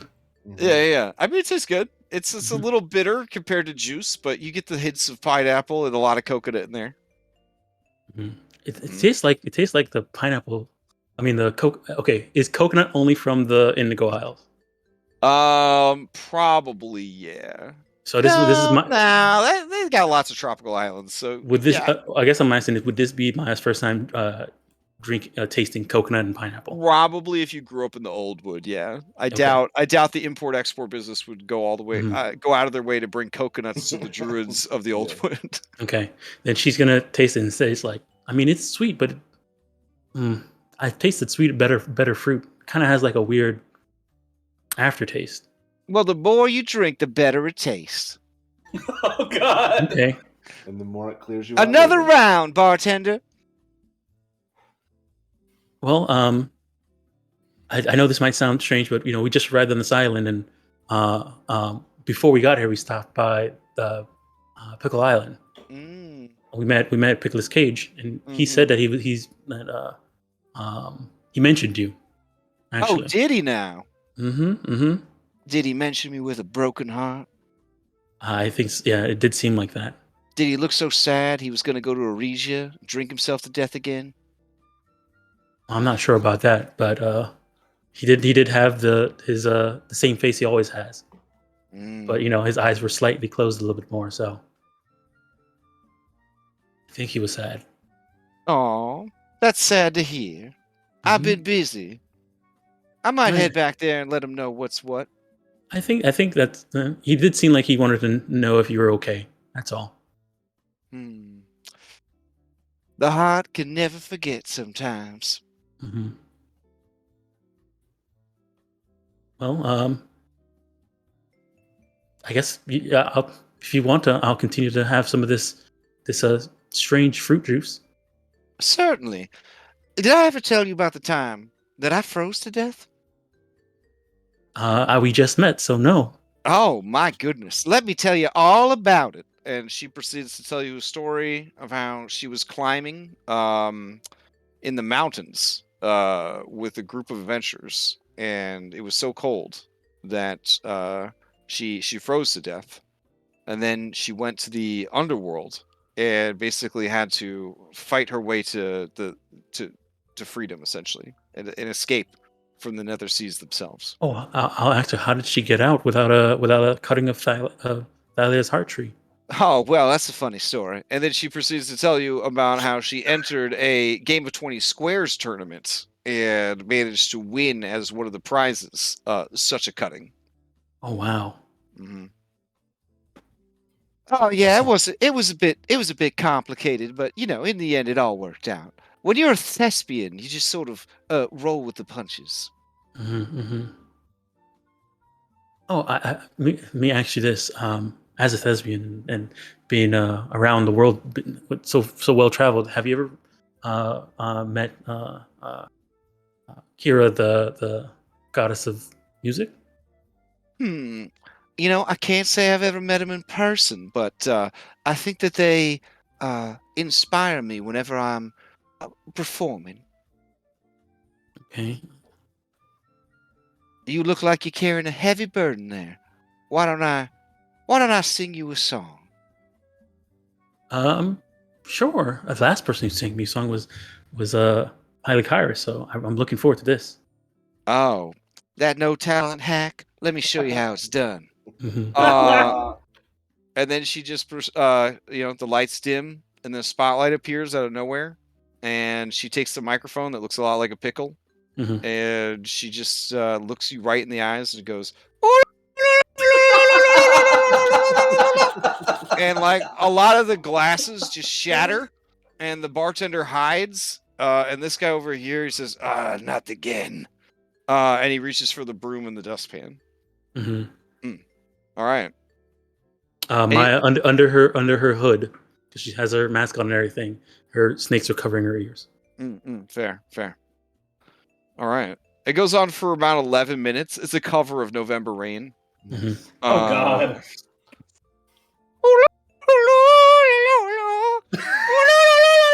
Oh yeah, it's really bad. It just goes on and on and on.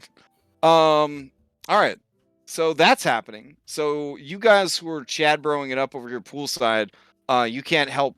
You can't do anything but like hear this off in the distance in the background. I wanna tell Chad Thor, show her how strong you are. Why didn't you? That's your biggest strength. I'm undercover though. Doesn't matter. Other people can be strong, Pythor. You're not the only strong person in the world. All right.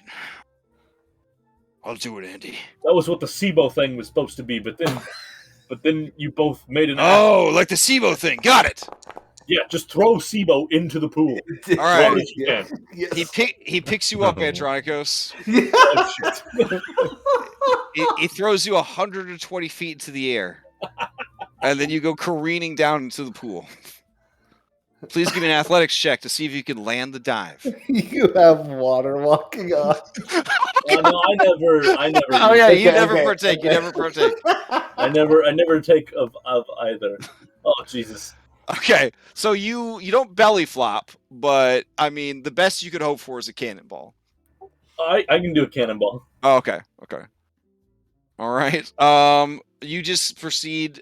She watches as you fly, and then you go down, and then you splash her in the face. Hell yeah, I do. Yes. All right. The I wave come you up. create. I come up and I shout over at Chad Thor, and I say, "Oh, sorry. I know that I messed that up. That's my bad." Yeah. So the wave you create is so intense. It splashes Ventus in the face. Indignantly, she stands to her full height out of the water in the shallower end of the pool, and you notice that her top has been washed away by the tidal wave. She has not noticed though, and she stares all of you down, and she says, She stares all of us down and notices that she can't make eye contact with me. Yeah. She sees where everyone's eyes are, and then she looks down, and she covers herself and says, "Huh. Julian, Good evening." We'll grab up a towel and walk it over to her. Oh, dang. Okay. Might as well be tipping your fedora at this point. Hell yeah. Okay. Party. Give me a persuasion, please. Advantage because of Brianna. Oh, okay. Yeah, from all the way over in the outdoor bar. She points. Brianna goes, "Towel, You towel." got this little Jay. You got this little Jay. So yeah, that actually saved the day because it went from a 10 to an 18. And Ventus allows you to offer them the towel, and they wrap themselves up, and they say, thank you. I have to apologize for the ham-fistedness of my brother. Can I make it up to you while you drink? After you've had a chance to change your outfit. She smiles and says, this is covering everything well enough. Certainly. And you guys head over to the bar. I look at Chad Thor and I say, I can't believe your nephew would do you like that. Unreal. You think you know a guy. Classic little J. You know, if Sibo were to tell me what happened, and Julian were to tell me what happened, I'd believe Sibo every time. I give him a high five again. I think we all agree.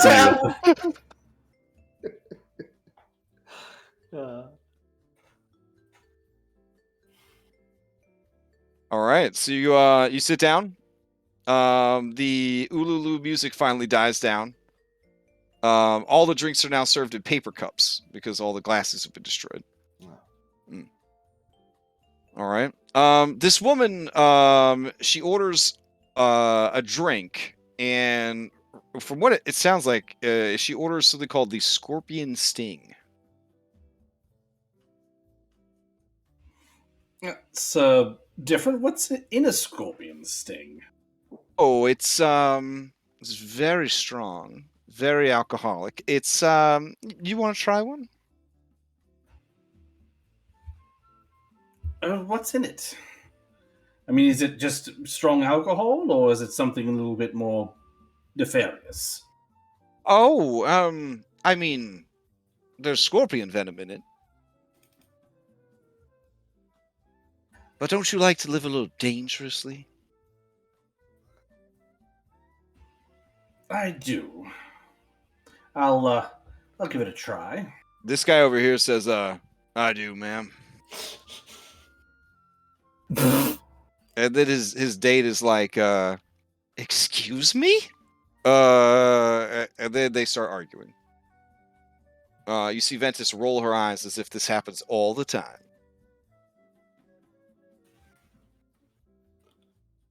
So do you want a drink or not? Yes. Oh, okay. So a second scorpion sting is delivered to the table. If you drink it, you will need to make a constitution save. I will drink it. All right.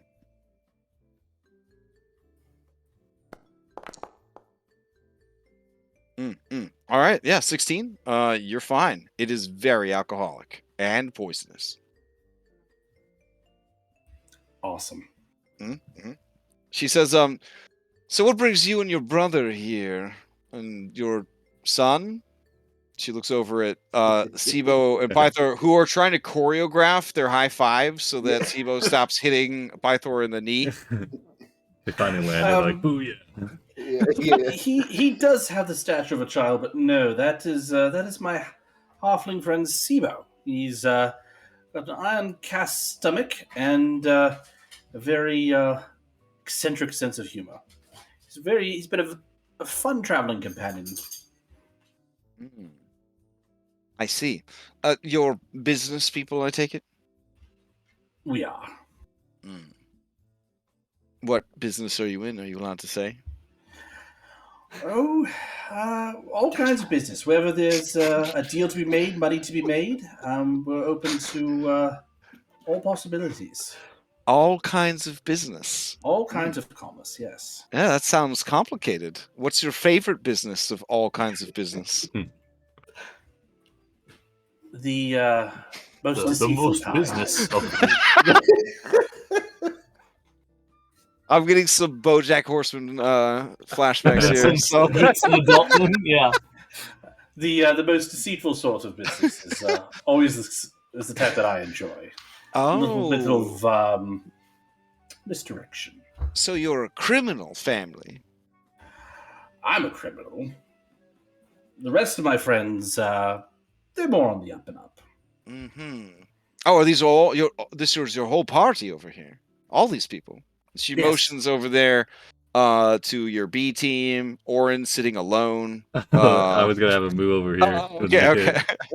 okay. We're just gonna talk to Nika and Joseph at some point. Okay, fair enough. I think Tychon sees his buddy in the pool. He's gonna jump in the pool with his buddy. All right. Okay. She says, "Oh, it's a lot of people. I'm impressed. I'm here all by myself." Are you a native to the Indigo Isles, or are you here on No. business yourself? I am here on behalf of my father. He is also interested in trade. There's sort of a warehouse shipping situation in Mitros, and we're looking for ways to get an edge over the competition. So I'm here sort of ingratiating myself to the locals and trying to learn more about them before signing any real deals. I just wanted to get a better feel for the people. I've been here for like, I don't know, 10 days now. Well, what sort of commerce are you in? Or are you afraid that we're going to be competitors? Oh, I doubt we'll be competitors. It seems like we're pretty aligned in the right ways. Mostly we're looking for opportunities to bring goods into the city cheaper than our competitors.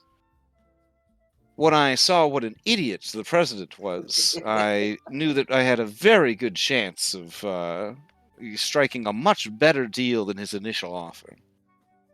It has been very tricky, though, because of that fox man. It's hard to get the president alone.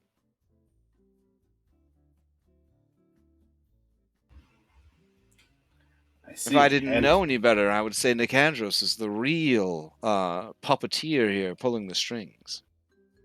you'd probably be right. It's a not unlike what I've seen in the Metrian court with Acastus and his advisors. Mm. As you say that, the camera cuts over to Orin and Nicandros. Nicandros nods to you, Orin. Says, Dreamwalker. It is an honor that your journey would bring you, bring your path to cross mine.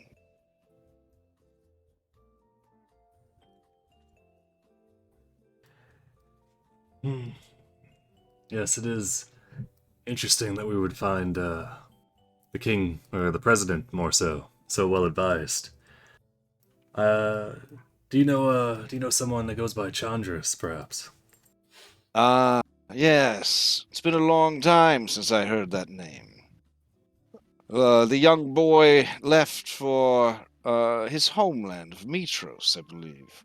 Made quite a name for himself, using the skills I taught him.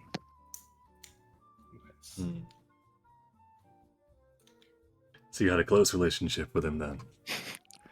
I suppose. We both worked for the same employer. That would be Lutheria, wouldn't it? Well, I don't want to air the boy's business, but he was certainly a high-ranking member of her inner circle. Also in her personal harem.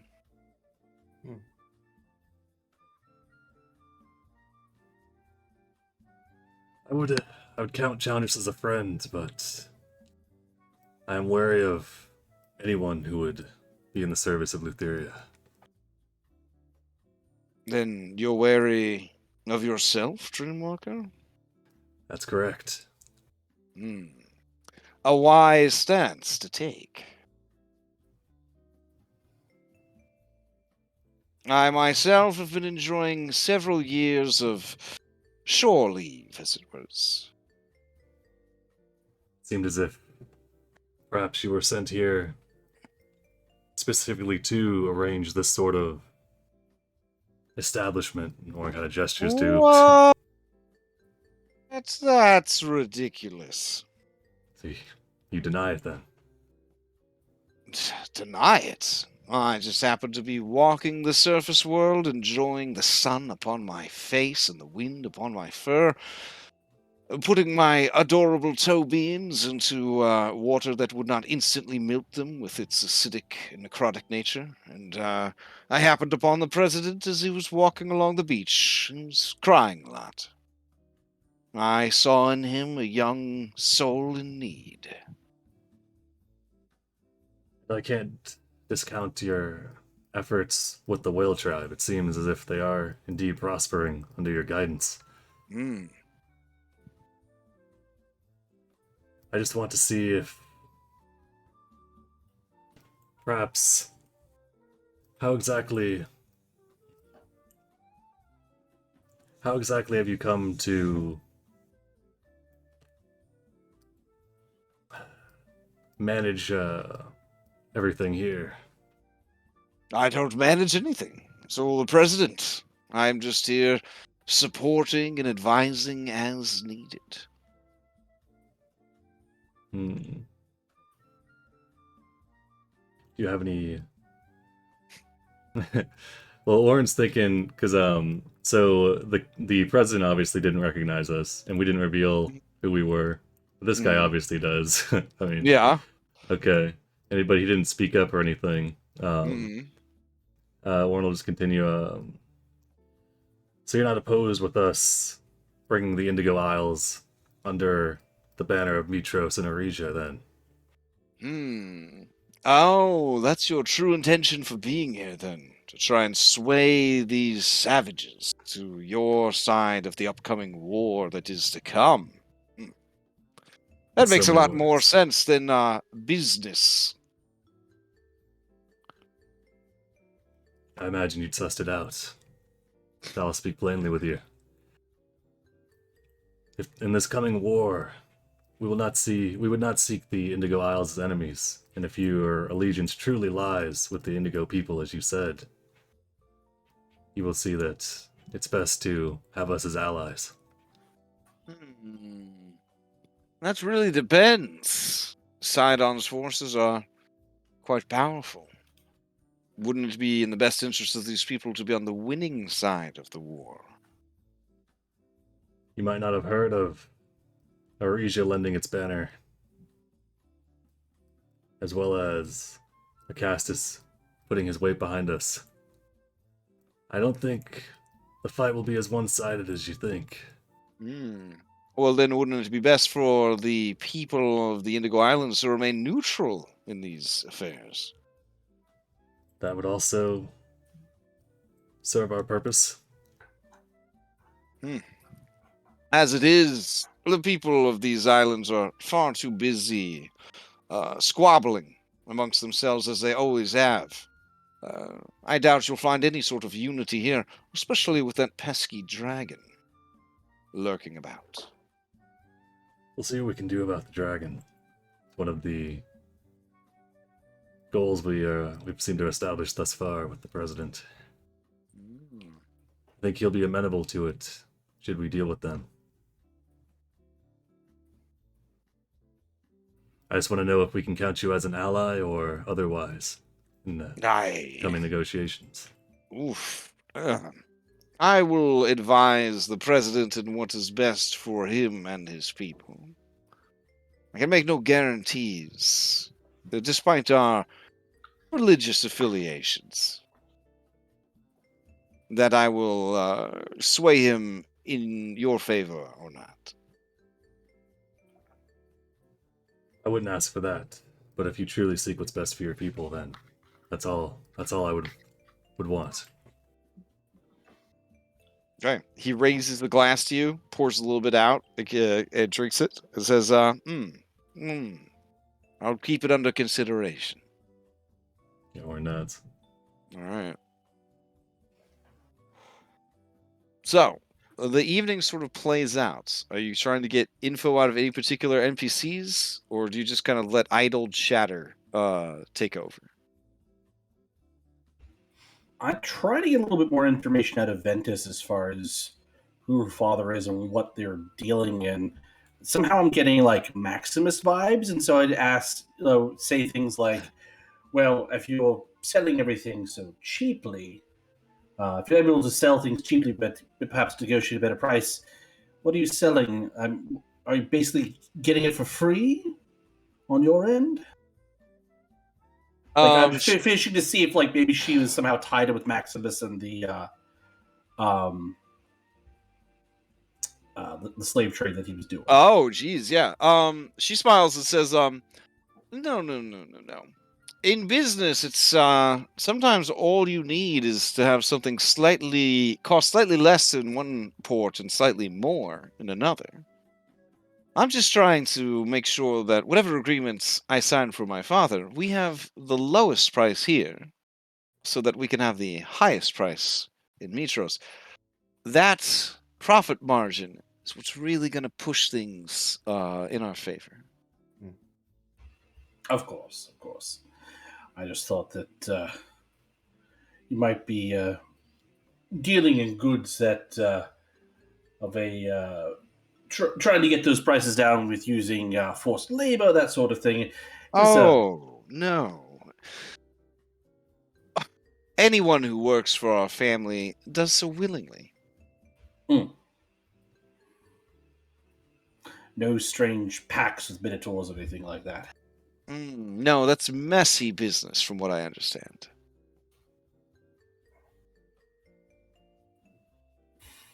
So, how can you trust the labors of someone who is forced under duress to do them? You can't, but I don't know the full workings of your operation. And this dude, he's like listening on your conversation. He says, "Amen, amen." And he raises a glass.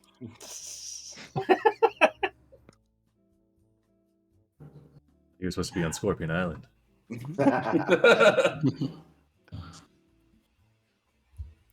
Wasn't he at the inn in the beginning? or he's working on some labors. I don't. He gets around. Know. He's played so many different rules. Yeah. Yeah. Different roles. He's a busy guy. Mm-hmm. We need to get this guy on the boat. Sure I mean, if he's had a fight with his date, maybe. Yeah, pretty sure he's the rider of the chieftain of Folundstad. All right. So Ventus stares at you. It says, Little J.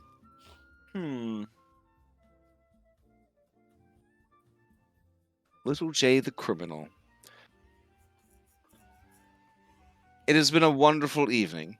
And she goes to pull her chair back and stand up. Are you calling it so soon, or shall we continue our fun someplace else? Oh man, she raises an eyebrow. Go ahead, and give me a persuasion check. We got to jump in from across the. Yeah. Oof. She blushes and she says, "Oof, but we only just met." What's more fun than mixing business and pleasure? Why don't you walk me to my room in case I forgot where it is? But of course. All right. And then we'll fade to black.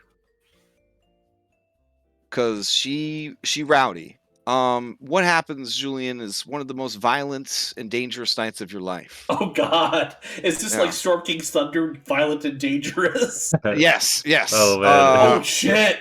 Yeah. Furniture is broken by morning.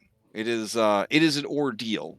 You felt it a couple times that your life could have been in real danger. All right. I will need you to give me a Constitution save to see if you got any restful sleep. Otherwise, you do not gain the benefits of any sort of long rest. Okay. All right. Oh. Oof. That's a no. Yeah. So, it was a good night, and you survived. But by morning, you are a hollowed out husk. Does she fall asleep eventually? Or is she just about like all night? I'm gonna say with that Constitution save, you fell asleep first. In the morning, she was gone. But there was a plate of strawberries and some kind of weird beetles, and a note that said, "Exploring the islands. See you around." Okay. Since I'm left to my own devices, Mhm. I'm just gonna start munching the strawberries and kind of wander around and see if she left anything out in the open, as Okay. far as paperwork or a journal or something like that I can snoop through. Oh man, snooping. Okay. Hey, she left good and fit. Question. That's all Question. her. Did you say beetles? Yes, Yeah. beetles. Okay. Yep. Okay. Big juicy beetles. Yep. Okay. What am I, Yeah. SIBO? We got John, Ringo. So this lady drinks scorpion venom and eats beetles. Okay. When in Rome. What is this Are settlement you called? saying she's not who she appears to be? No. Isn't this Costa del Sol? Is that just the resort? Or is that the Oh. name of the location? This is that's the whole town is Costa del Sol, but this is the Costa del Sol resort, Yeah, which when they in keep Costa del explaining to Sol. you is a fancy tavern. Yeah, it's like a Walmart and a super Walmart. Sure. Yeah. Got a subway and everything. Wow. Now, did you guys have any other business that evening before we advance to the next day? Yeah, Warren would go and meet up with everybody else and would kind of get another hero. Well, I guess I'd catch him in the morning, I guess, with Julian and say, I think we can count on Nicandros to work in the best interest of the whale tribe, if not the Indigo Isles. But with that in mind, we need to prove that allying with us is better than the with the opposite, with Sidon, you know. I don't think he really cares too much about the people of the Indigo Isles. I don't know. He gave me heavy Chandras vibes. I think He does, I think Maya meant Sidon. Sorry, what was that? From what I got from him. Okay. You meant Nicandros. Yeah. From my understanding, I feel like he is. I don't know. It's kind of like how some settlers treat their dogs and pets. That's the feeling I get from him in the Indigo Isles. Or like more like he's trying to help them, but if it doesn't work out, he doesn't care. Okay, interesting. I can see that. Plainly, though, if he is working on behalf of Lutheria, which I think it's pretty obvious that he is, this is a place of revelry and indulgence, and I imagine she and him both would be interested in keeping it around. So I think we can rely on him maneuvering in its best interest, if not the people, I suppose. But for the activities, more so. Julian, give me an investigation for the room. Okay. While he's doing that, Crash, I'll probably. And if need be, if I don't get high enough, I'd like to throw in my Faxpiration die. Oh shit! Yeah, definitely give me it because you rolled super low.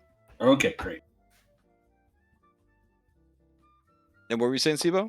I would put up ritual cast detect magic and kind of just have it up, walking around, see if anything just. Oh, okay.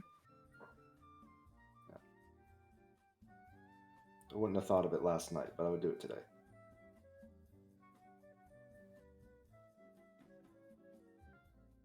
Okay.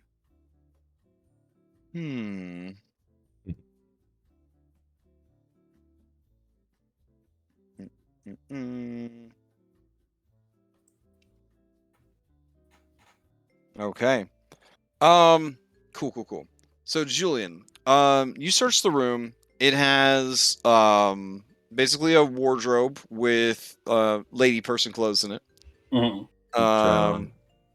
There is a desk. The desk has papers on it that say Axium Industries.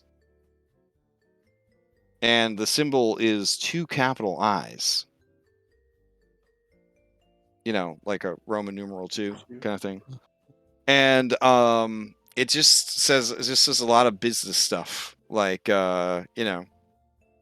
like basically Iceon Industries. There's like lists of ship names and things like that. Any Given manifests or like any given anything your specifically to Ventus? given your history, you would say that some of it seems a little made up. So it's definitely like it's almost too like perfect. Do you know what I mean? Like it's the cleanest, most like official looking manifest you've ever seen. Like there's not a lot of errors. Nobody's had to cross anything out and change anything. You know that business is messy, and this paperwork Even is elven business is messy. yeah, and this paperwork is too clean. It's too clean. Which means one thing: spy. Yeah, definitely getting some spy vibes for sure. All right. I'd You bust also an Austin find Powers movie. in one of the drawers is a cage, and inside the cage are lots of poisonous insects. They are still alive. They hiss at you. I close that drawer. Okay. All right. Do you make your way downstairs to the rest of the group? I do. All right. You guys reconnoiter. I don't know, outside for some breakfast or, wherevs. Yeah, and that'd be when I'd go over the Nicodranos, so Julian could chime in if he wanted. Okay. Where are we? Back at the where we had dinner? Yeah, or maybe breakfast, you guys right? gotta claim this area right here. Maybe, I don't know. So this is breakfast. Okay. Yeah.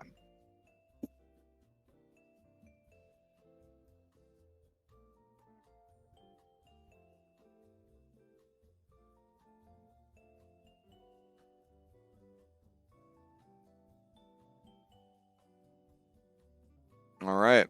So you guys all meet back up for breakfast. All right. Pythor looks very grumpy, and he won't make eye contact with Julian. Julian, you're a really bad wingman, I gotta say. Yeah, possibly the worst. I'll take that. But also, I don't think Ventus is who we thought she was, which was just a pretty face. I think there's I some never sort thought of that. weird. Yeah, I never.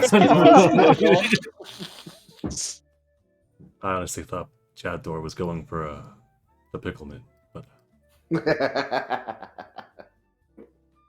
Oh, I spoke with her. Her name was Susan Pickleman. She is the one that Pickle's Cage was talking about. could tell that just from looking at the hair. It's amazing. Did you ask what she uses? No, I didn't. You would think I'm not more, really. I'm not really used to doing stuff with your hair. Oh, that's fair. Sorry about that. I mean, I feed him sometimes. Nessa says, "If you ever need someone to braid your hair, I'm right here, man. I'll braid it like you won't believe." I mean, they can braid themselves. That's super cool. Oh my god. See, look, hold on. Right now they're in a bun. Mhm. Oh wait, this is my Halloween form. Hold on. Oh. There you go. Oh, okay. Wow. I was about to say, who pissed you off, Maya? No one. Well, What, is everyone mad at me because of what happened with my phone? no, He I'm not. wanted to call dibs and he would have blown it completely. Oh, the Candros wouldn't be down here. Oh, he's off to Yeah, the get him ship. out of here. Yeah. All right. Julian that, will get up in a very tired sort of voice tone, whatever, and say, "Listen, Chathor, I'm sorry about last night. I'll let you call dibs on whoever you want next time round. I will." Oh, it's Back up okay. 100%. It's okay to call dibs Listen, on I feel- ladies now, huh? Oh, that's I weird how feel things have bad. changed since yesterday. You know I what? feel bad. Hmm. I'm trying to help, and also it's just as well because I don't think she I think she's doing some kind of corporate spy shit. She's not who she seems to be. Why is your neck so bruised? Well, Someone try to choke you? yes, her. Probably didn't try. Dang. I really She is missed into out. some really, rough stuff. I mean, I'm not one for. You're just kink-shaming making it worse! anybody. He picks up this. He just picks up this fucking table and he throws it. I grab my plate off before we go. Warren I'll- shots I'll- 4. The table just flies off. It just flies off. Team Rocket's blasting off again, kind of thing. And he storms off. God And he damn it. he walks right through these plants and fucking kills all of them. No. Maya, you hear them cry out, "No!" Oh, now it's okay to call dibs. Okay, just making the rules as he goes. Maybe we should move inside. Also, why is this lady still unconscious? I'm gonna take you aside. Jeez, you just leave your people out in the fucking elements. I'm so mad right now. All right. Anyways, what are you guys getting up to? Well, So dragon? yeah, that being aside, I think we need to I'm not investigate. so sure if that's a today thing. I didn't get any sleep at all last night. Yeah, what are you doing? You look pretty well rested to me. Maybe by your standards. That one got me. Oh, Jesus. Nice. Awesome. That needs to come off. Maybe we could try and visit some of the other tribes. See if we can get some conflicting stories. I know Chances want to meet the dolphin. Let's do that. They're all about magic. That was Yeah. another Mm. thing with that. I'm interested too. Oh, sorry. Go ahead. Also, if we can see if there's any dwarven smiths here, hopefully, I'd like to buy a proper battle axe. Brianna looks at you, Julian, and says, "Really? What? So Dwarven racist. smiths?" Yes. So racist. She just shakes her head slowly. Wow. Because every dwarf is a smith? Is that what you're saying, Julian? No. It's just Mm. the economy of the area is focused on Oh, the leisure. economy. It's focused on leisure and agriculture, and I don't Mhm. know what else is here. Mm-hmm. Oh, you're just digging it deep. You're just digging it real deep. Probably using Okay. a dwarven shovel to dig that hole. She looks over at you, Sibo, like, try me. Try me today, Sibo. Come on. So Brianna, what do you think of this king? This is not a king. Yeah, I got the Say idea that too. again. Mm-hmm. He's a This president. this isn't even like a Cub Scout leader. Ugh. He's a president. Well, I mean, What does that even mean? I don't know, some sort of. An People don't- elected people- front man. People don't get to pick who their leaders are. That's crazy. Well, Yeah. why is it so crazy? He's a milquetoast, but why is that such a crazy idea? It's crazy because that's just not how it's done. Julian, you know how stupid That's the not how average it's person is. normally done. But what if it were to break the status quo? What would be the harm in people saying, "I feel this individual represents my interest better than this other one"? if and Sha- give She them an looks opportunity to left. be in She power? looks left and she looks right, and then she walks over to you, and then she gently puts her hand on your chin, and she guides your face to look over, and you see that these two young boys, right? This one is looking up at his brother. His brother's looking down at him, and they're playing like a hand slapping game. And then the big brother just slaps this fucking kid in the face, and the kid starts crying. And then he just lunges forward and headbutts the older brother in the nuts, and they both fall over crying. And then the mom looks at both of them and just drinks her third bowl of breakfast wine. Mm-hmm. And then she says, "Because people are dumb, Julian. Could you imagine if people could pick out their own leaders? Well, that'd be horrible. Oh my God, you would end up with leaders that are just a reflection of the people." Like a Castus. She makes a face at you. Now, Castus, first of all, Castus is very handsome. Secondly, Castus has a royal bloodline, sort of. He married a goddess, so he's obviously vetted. in that way. Okay, go on. Hmm. And so, are you comparing the president of this super tavern to King Acastus? Yes, I am. That's ridiculous. That's ridiculous. Acastus has more resources, granted, but how effective is Acastus?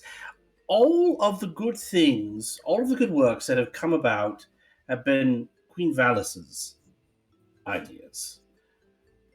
If someone, But the people in Mitros, they really like the king, and he throws them a lot of parades and festivals and stuff, and of that course, seems he to make does them the really things that happy. they like, but that doesn't necessarily mean that it's good for them.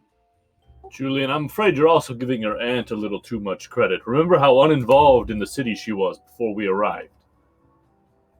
Yeah, Julian, it kind of feels like you feel a bit guilty about sort of like cucking your uncle, and now like you're sort of like getting super defensive about everything and trying to like draw attention to other things than what you did to your uncle. All right, I will own the fact that I completely ruined Pythor's night last night. I will own that.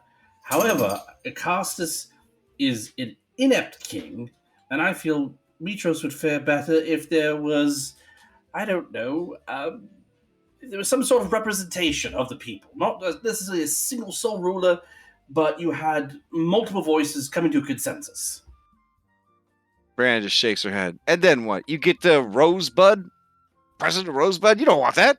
That's crazy. Who do you think the people will vote for? If you ask the people, if we said, hey, there's no more King of Castus, who do you want to be the president of Mitros? You just get a Castus again. You know what? I could beat King Acastus in an election. Everyone, at least all the B team, chuckles a little bit at this. Yes, you could, Julian. Yes, you could. Falana says, I mean, from what I've heard, Julian, like you have a way of sort of making the people really angry and then buying them a lot of wine. It feels like you'd have to buy a lot of wine to get the whole city of Mitros to like you. Just saying. Every mural would be of somebody you didn't like being fucked in the ass and saying, I can't feel it yet. I mean, Brianna says, I mean, art is art, and that's for the people to decide. But Julian, the King of Castus for his whole life ingratiating himself to the people of Mitros. He's a king of kings. He happened to have married well, that's it. Okay. Anyways, what's the plan? What are we doing? Dolphin? All right. You guys go get into your boat and head over to the Dolphins? I'd like to hit the Oh, sure. the market first, but yes. All right. You can always ask Egan. He's the smith that's on our ship. So, about your ship, while you were gone, Great. they convinced your crew that your ship needed a full dry dock cleaning. The fuck? And the undercarriage. And the undercarriage. So the ship is currently dry docked, and they are scraping barnacles and getting it nice and clean and seaworthy. But don't worry, they have a small like day craft you could take, for like a 3-hour tour situation. You roll off the minivan. Yeah, and so you guys could take that. You can take that little boat out. The Indigo Dwarves assure you that you have enough to cover it. Don't worry. Sounds good. No, I'm this close to going full character. Julian, Who else are we gonna- is this? where else are we gonna find some place to clean our ship? We didn't need to clean our bloody ship. So We're Julian, getting the hustled. barnacles. We're getting hustled at. Had you been below deck, it was getting a little musty. There's absolutely zero reason to get upset. This is what happens when you leave other people in charge when you're away. This is what happens. then I think maybe we need to stop doing that. I agree. I've been saying this since Yeah, day one. the guy at the dry dock says, he says, well, I mean, we talked to the captain. It was a snake-haired lady. Yep. No, that was not the captain. That was... She said she was the captain. She the acted captain when we're above gone. her station. No, she's acting getting the captain. ship when we're Yeah, gone. she is captain. That's her. When we're not on the ship, she's Wait, captain. I thought Andronicus was captain. When we're He not was- on When the Andronicus ship, was So not- she's acting XO, captain. more or less. Yep. Yeah, Uh, it's actually written on her B team thing. Yep. So if you've got a problem with it, guy, you should go talk to your captain about that.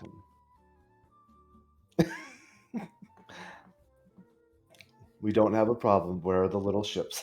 Where are the little boats? clean It's ship, right Joey. over here. And they take you to your very small loaner boat. Yes. Can it fit the B team on it? Because I'm a little worried. It looks Right. like it could. It looks like it could hold exactly 12 Oh, people man, that's of amazing. medium size. Just wait, they'll Oh. probably put those little pine tree air Yeah. fresheners all around. Yeah, all right, exactly. I'm going to grab Sibo, and I'd like to go hunting for a battle axe and the best keg of wine, best barrel of wine I can find. Oh yeah, can we stop by if Bicycles is around? Get him to Mhm. refine some of those Chimera Queen potions into acid resistance. Yes. Okay. He'll start working on it, but it's gonna take him a day to get it That's fine. refined. Yeah, Okay. that's fine. Should we do like I don't know, like 3? Yeah. So every cool tavern map that you've ever seen on the internet, that's where like this town is just made of cool taverns. Some of the taverns have like a blacksmithy built in. Some of the taverns have a fighting pit built in. Altogether, there's like 6 different taverns in the town. Nice.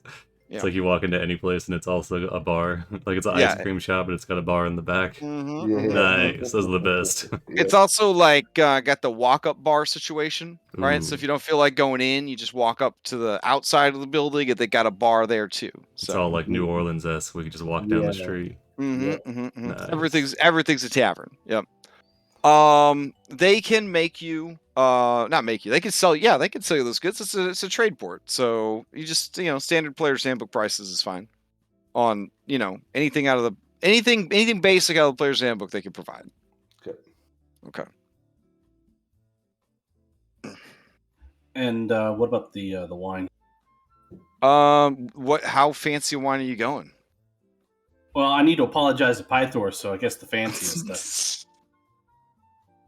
Nessa watches you buying wine, and there's just so much judgment, so much judgment on her face. She's like, fucking called it. Just, you can see you can see her pursed lips. She wants to say something, but she just doesn't. She Yeah. just watches you with her heavily shadowed eyes, Yeah. just stare into your soul. Yeah, Does Sibo see the puts a hand on her person? shoulder, like, not worth it. Just let him do his thing. What would you suggest, huh? Cheesy potatoes. Don't tell him to stop doing it. He won't take it to heart. Yeah. He Okay. needs to learn this lesson himself. What would you suggest to start repairing my relationship? Elise I'm trying to hook up with comes him. running up to you guys and says, "Oh, I found you. It's really bad. I can't find Kyra anywhere. What about Cadmus? Was I supposed to watch him also? No. It's just Cadmus was also supposed to try to distract Kira. Cadmus disappear at the same time as Kara. Oof. Well, it shouldn't be too bad if Cadmus, a copper dragon, is on the loose here in Indigo Islands, right? Yeah. No, Wow. that's a big problem because. Oh no! What do you mean problem it's a big with- problem? What, No, what a no, coincidence. Elise, it's not your fault. This is on me No, again. you were doing exactly what I asked. You did great. I'm glad that you came to tell us. She's like, she sees that Orin's walking back, like, all right, Bicycle's got those 3 acid resistance potions in the works. We can get this copper dragon, no worries. How long ago did she go missing? Oh, so you're buying the apology wine, are you? Oof. Well, let me tell you. Just skip the wine, son. You're gonna want whiskey. And she pulls out what looks like a small barrel and you could feel the heat coming off of this thing. She says, "This here, this is a relic of my people from the old world when they first came over. I've been keeping this for 2 centuries, waiting for the right customer to come along.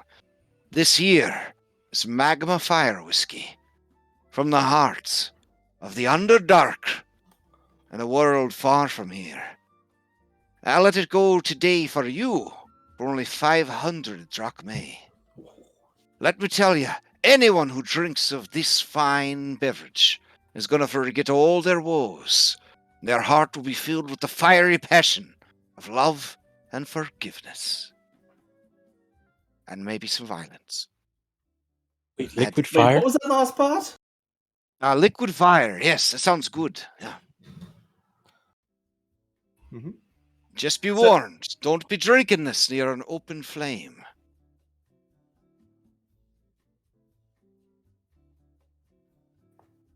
Oh, too rich for you.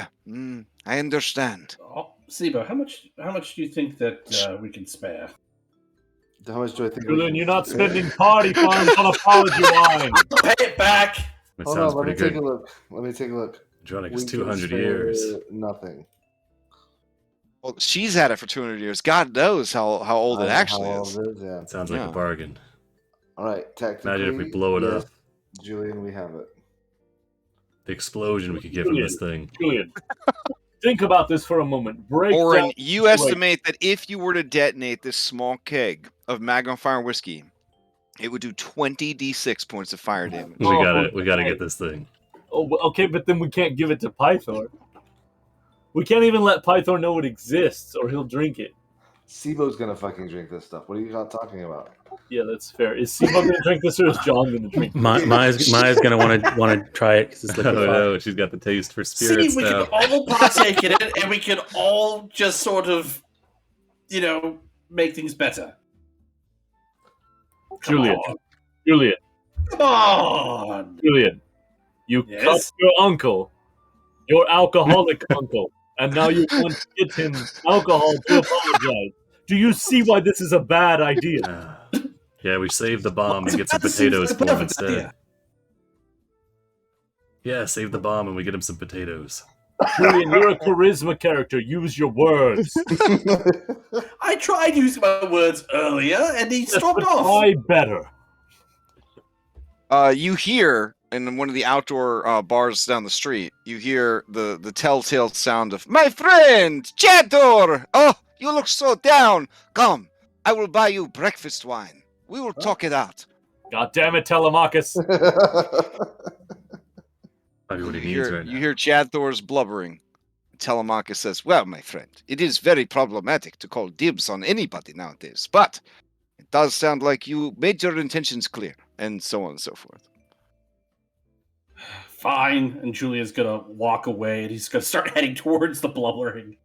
Okay. We'll take the keg though. Sibo bites the keg. Yeah. Yeah, I was gonna say, the three of us go up. Okay. The woman smiles and says, Are you fucking kidding me? You berated me for doing this. This is and how- then as soon as this I is how walk away, trade it's blood like, works. oh, this is a good idea now.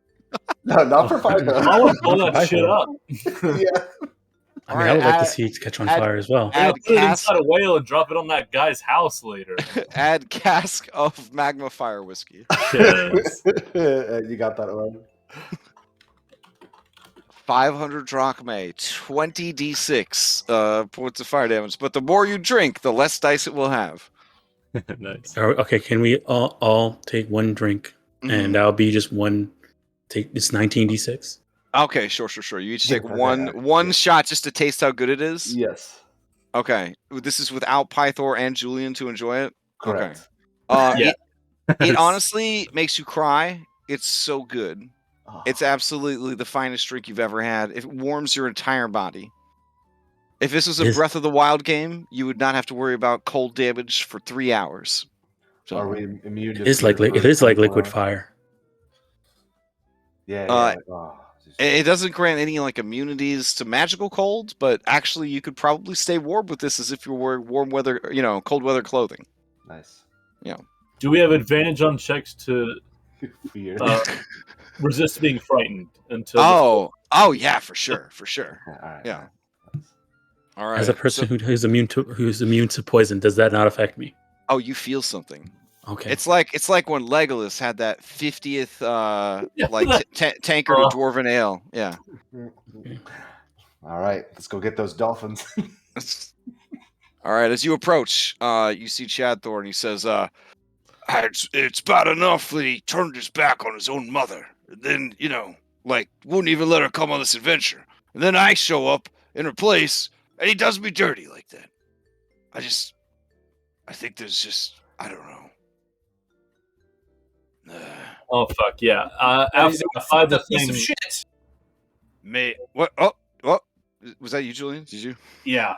Okay. They both turn around because the little stools, they rotate.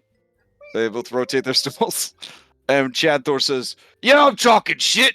I'm, what did the halflings say? Casting shade at you? What's the shade spell? You broke your mother's heart. Keep And when her memories came back, you broke it again."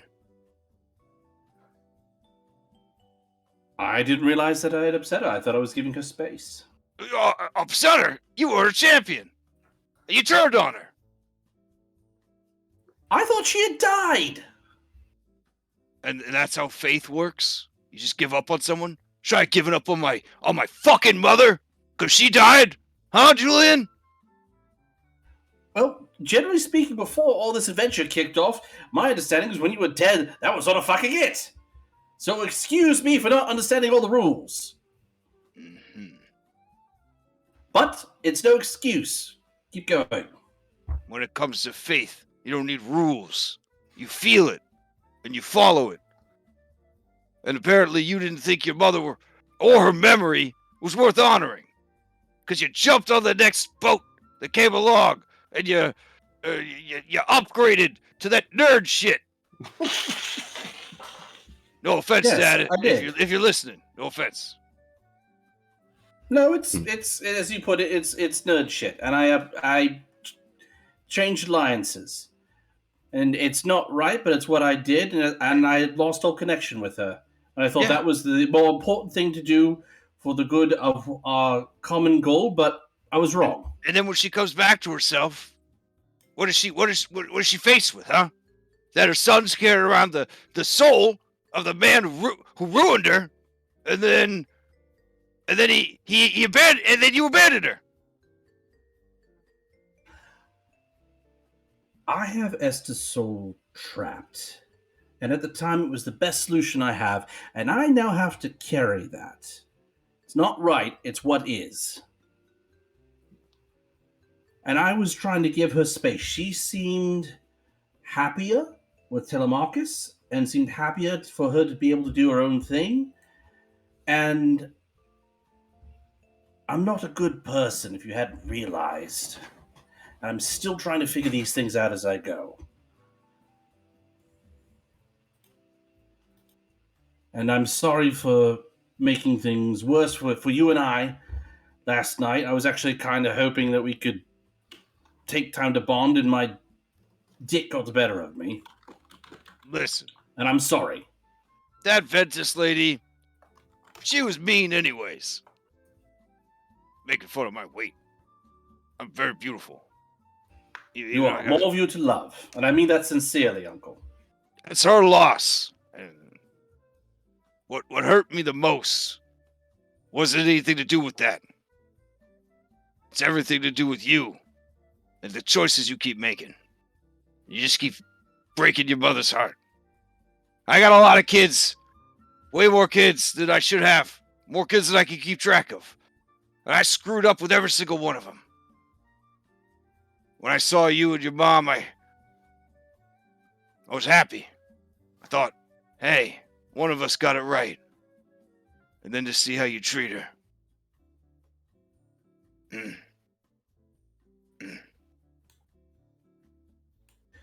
I didn't realize I was upsetting her that much. But just so you understand where my callousness comes from, I'm not saying this is right, just sharing my perspective. I've had to look after myself in a lot of ways, and I've had to make some hard choices. A lot of it's due to me making initial bad choices, but it's just been me. I never really had a family, like a close family, and I don't think I've really realized who was there for me until I've gotten older. And maybe it's a bit too late. But that was my mindset, and has been my mindset of the time, is that I gotta look after myself, but also I have to look after Thylea as a whole now. And there's some hard choices that need to be made. And I thought I was making some better calls, and clearly that's not the case. And I have some mending to do. At least now I know there's a problem. All right, give me a persuasion check.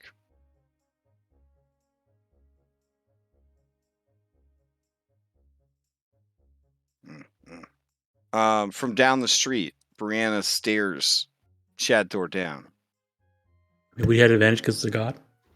Oh yeah, and he has advantage because God. So yeah. Shadthor swallows and says, everybody in this family's always screwing up. Guess you're no different. Well, I could tell that you were sorry and you didn't know. I should have said something sooner. But just, she just got her memories back, and I don't know. I just thought I had more time before she'd realize whatever. Well, before she realized what? And yes, I'm a screw up, but I mean, you're right to call me on it. Well, I don't let people know this, but did you know Oren used to be my champion? I think I remember that, yes. Yeah. I remember very clearly. I was eating some cheesy potatoes out on the balcony. And I had a vision of Oren picking up a naked old lady and, suplexing her. Something like that. And I was so proud to have such a champion. Oh, the Sea Hag, yes. Yeah. And then I finally got to meet him in person. But I could tell his heart wasn't in it, And then the prayers stopped coming. And then I find out he's my sister's champion. He wipes a tear away. Nobody loves Pythor. Nobody.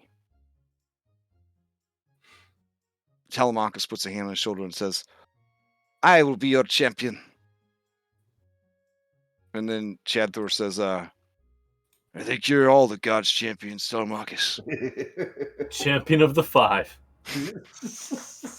And they hug each other, and that's where we'll end the session. Yes.